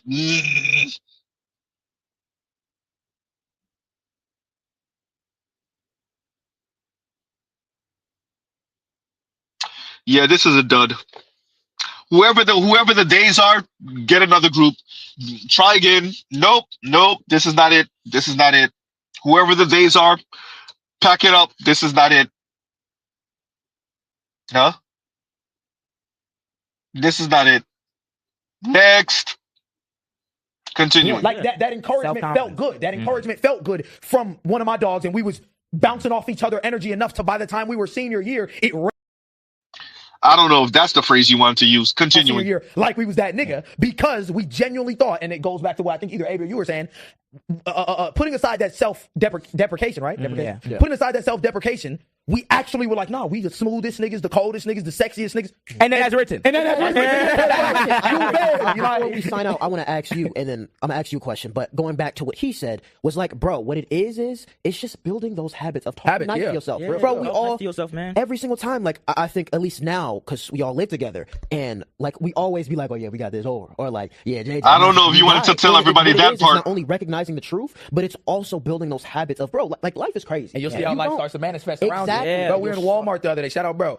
He doesn't know about the jam, but one day you will. We was in Walmart the other day, and we're just in a line, standing there. And we usually get stared at everywhere because, like, what we're talking about. We usually get stared at everywhere when it comes to, like, because, like, I guess we don't look normal to be in together, etc. But like even the dude like stopped us and he's like, bro, y'all like got a aura, like he didn't say aura, but he was like, y'all got like a vibe on it. He was like, y'all got a vibe and a style and and that's what happened to us when we was in Chicago. It happened to us when we were in Chicago when we went to movies with AB. That's one of those things where it's like you start to see a lot of those things start to come out because you're radiating that energy. And you have to be for real about it. It's Don't know if that's the phrase you want to use again. Like, when you do get those friends, which you will inevitably need, you have to be real about, like, hey, if they're going to give you that environment to thrive, that's all that matters. If they're not going to do that, you have to be militant about having. Find new friends. If all your friends do is bash you, say you're dumb, say you're ugly, say find new friends. I did the same thing. Got them niggas in our comments. Word is fuck is we talking about? Word is bone. What was something that? What did you do that helped you make yourself more confident and kind of put yourself out there, especially like being in college to now? Something that I did that helped me put myself out there was I just kind of like. It's hard for me. I feel like I had a lot more reason to be confident than most people. I feel like the way I like carry myself online, but that obviously doesn't always manifest outside of being online. But I think I just had certain things that I was super passionate about, and I was passionate enough to want to try to at least go see what that opportunity looks like. Like I knew I wanted to do taking that first step. Yeah, I knew I wanted to do like government stuff and like all types of shit. Putting yourself out that comfort zone. So when I went to I would think that because that was convoluted as hell. I feel like I went to bro, young brothers. Wait, I do have hope in the future in the young boys. I do, and I have hope in these brothers. Ooh, but y'all got to do some correcting because this right here just ain't it. This ain't it. This is not it. This is not it. Y'all trying too hard. Y'all trying too hard to be the anti-fresh and fit. And we're not even fresh and fit supporters over here. Y'all trying too hard. Y'all going too far. Y'all went way too far in the opposite direction. To the point y'all said, this don't make any sense. And it's not real. And if you talk about the women, they ain't going. They're not.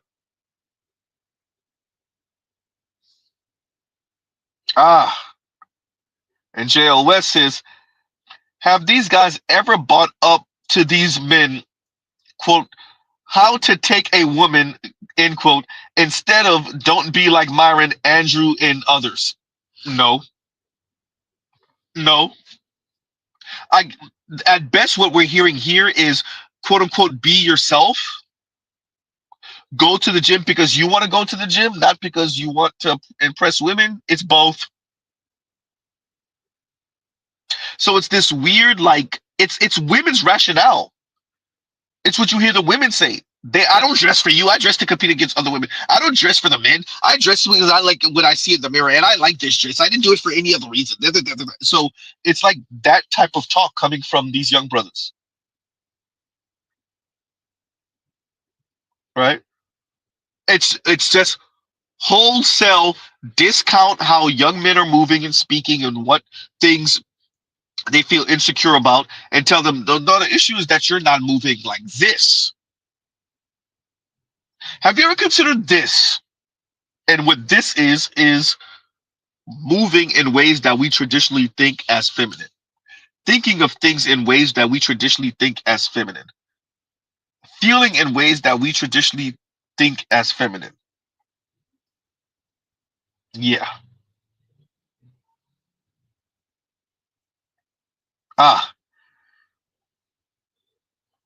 And thank you for the super chat, JL West. Thank you for the super chat.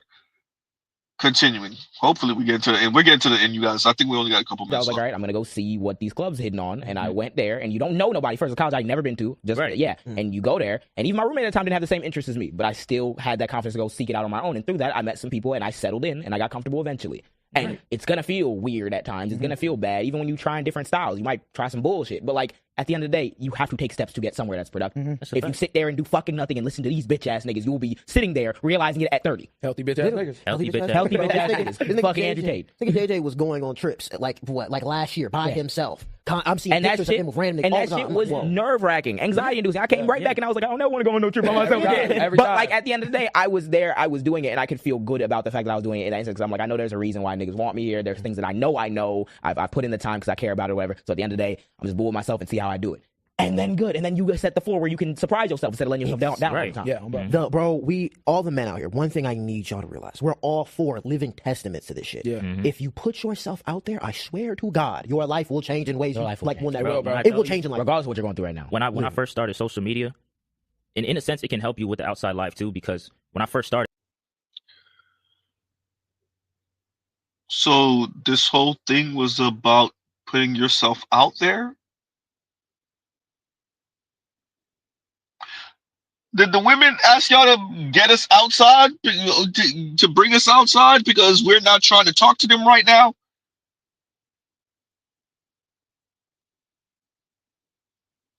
Or is this inspired strictly by you guys? And if it is, y'all said all of this just to tell the men to go touch grass? To tell your young brothers to go touch grass? That's what all of this was about? You could have said that in like 15 seconds. It wouldn't even take you 15 seconds. Wait, so we said all of this just to say go touch grass? Put yourself out there. Go talk to the women. Ah. So y'all said all of this just to say go talk to the women? While also not focusing on the women? Yes, Z, this is supposed to be some type of rationality. All right, continuing. Right now, when I first started social media, and in a sense, it can help you with the outside life too, because when I first started, I usually didn't show my face like that. I'd always have it like half of my face shown or something, because I was insecure about how I looked. But I'm like, bro, if I really want some shit out of this, I gotta show my face. Exactly. Got to. And now you want to. There are times where Money, baby. Yes, exactly. sir. There are times where I'll be like, I'll go a minute without posting a video, and I'm like, let me get on there real quick. You gotta see how, because it's like you built that up over time. You don't need to have that now. I didn't have that at 18. I didn't have that at 17. Yeah, exactly. At all. I remember my first streams were so fucking nerve wracking, so anxiety inducing, and even now I still get a lot of anxiety from it, but it's completely different reasons. And guess what? Now, and I'll close with this. That's okay.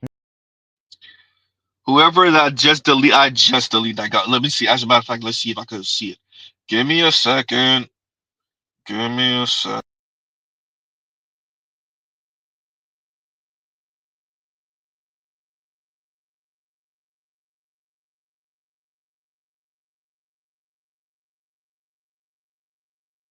Ever had that super chat, that last super chat, please just regular type it out. I accidentally deleted it. Pressed the wrong damn button. I did it. Yeah, my apologies.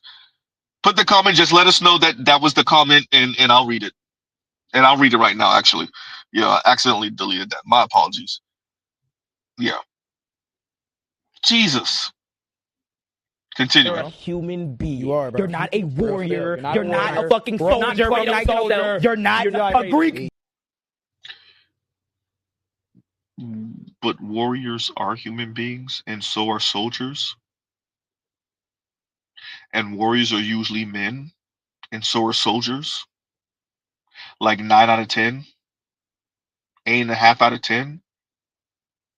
Yeah. See, this is what I'm saying. Y'all just take it too far. Y'all are young. Y'all are young. Mr. Z giving space, grace and space, right? Space and grace.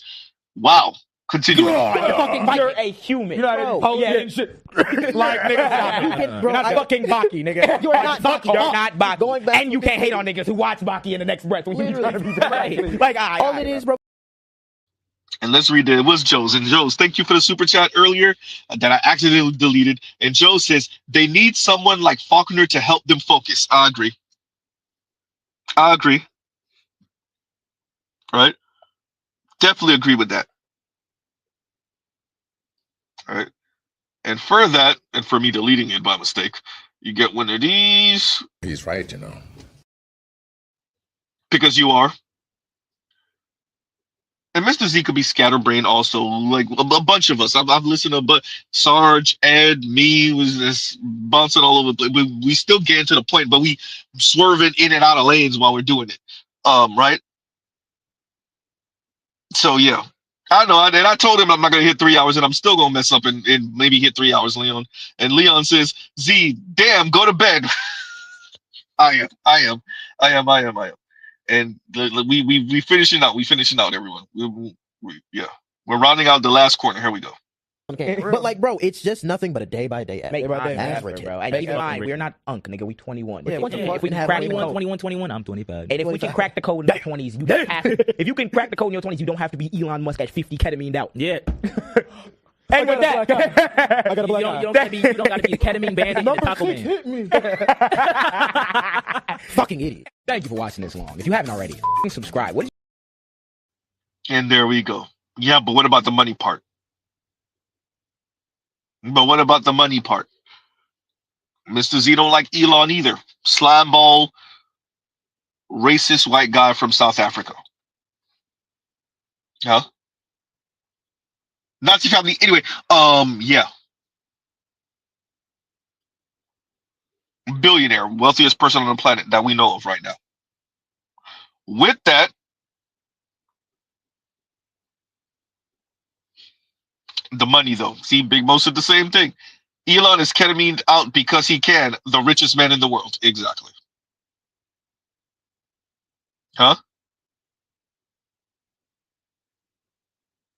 Joe says, I straight predicted it. Oldest was 25 years old. Life hasn't checked him yet. Yeah, see, yeah. I was guessing under the age of 30, so I'm right about that. But y'all definitely were more correct because y'all said under 25.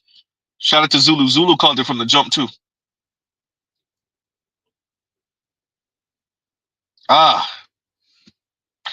Yeah, I'm careful to be like, oh, you haven't lived yet. Like, you know, when I was younger, I didn't like to hear that, right? So I don't want to repeat that to these young brothers. With that said, you should see Mr. Z's face and his facial expression and where his hands and arms are right now. I'll say it again. I didn't like to hear that when I was younger, right? Because I saw it as a bit dismissive. With that said,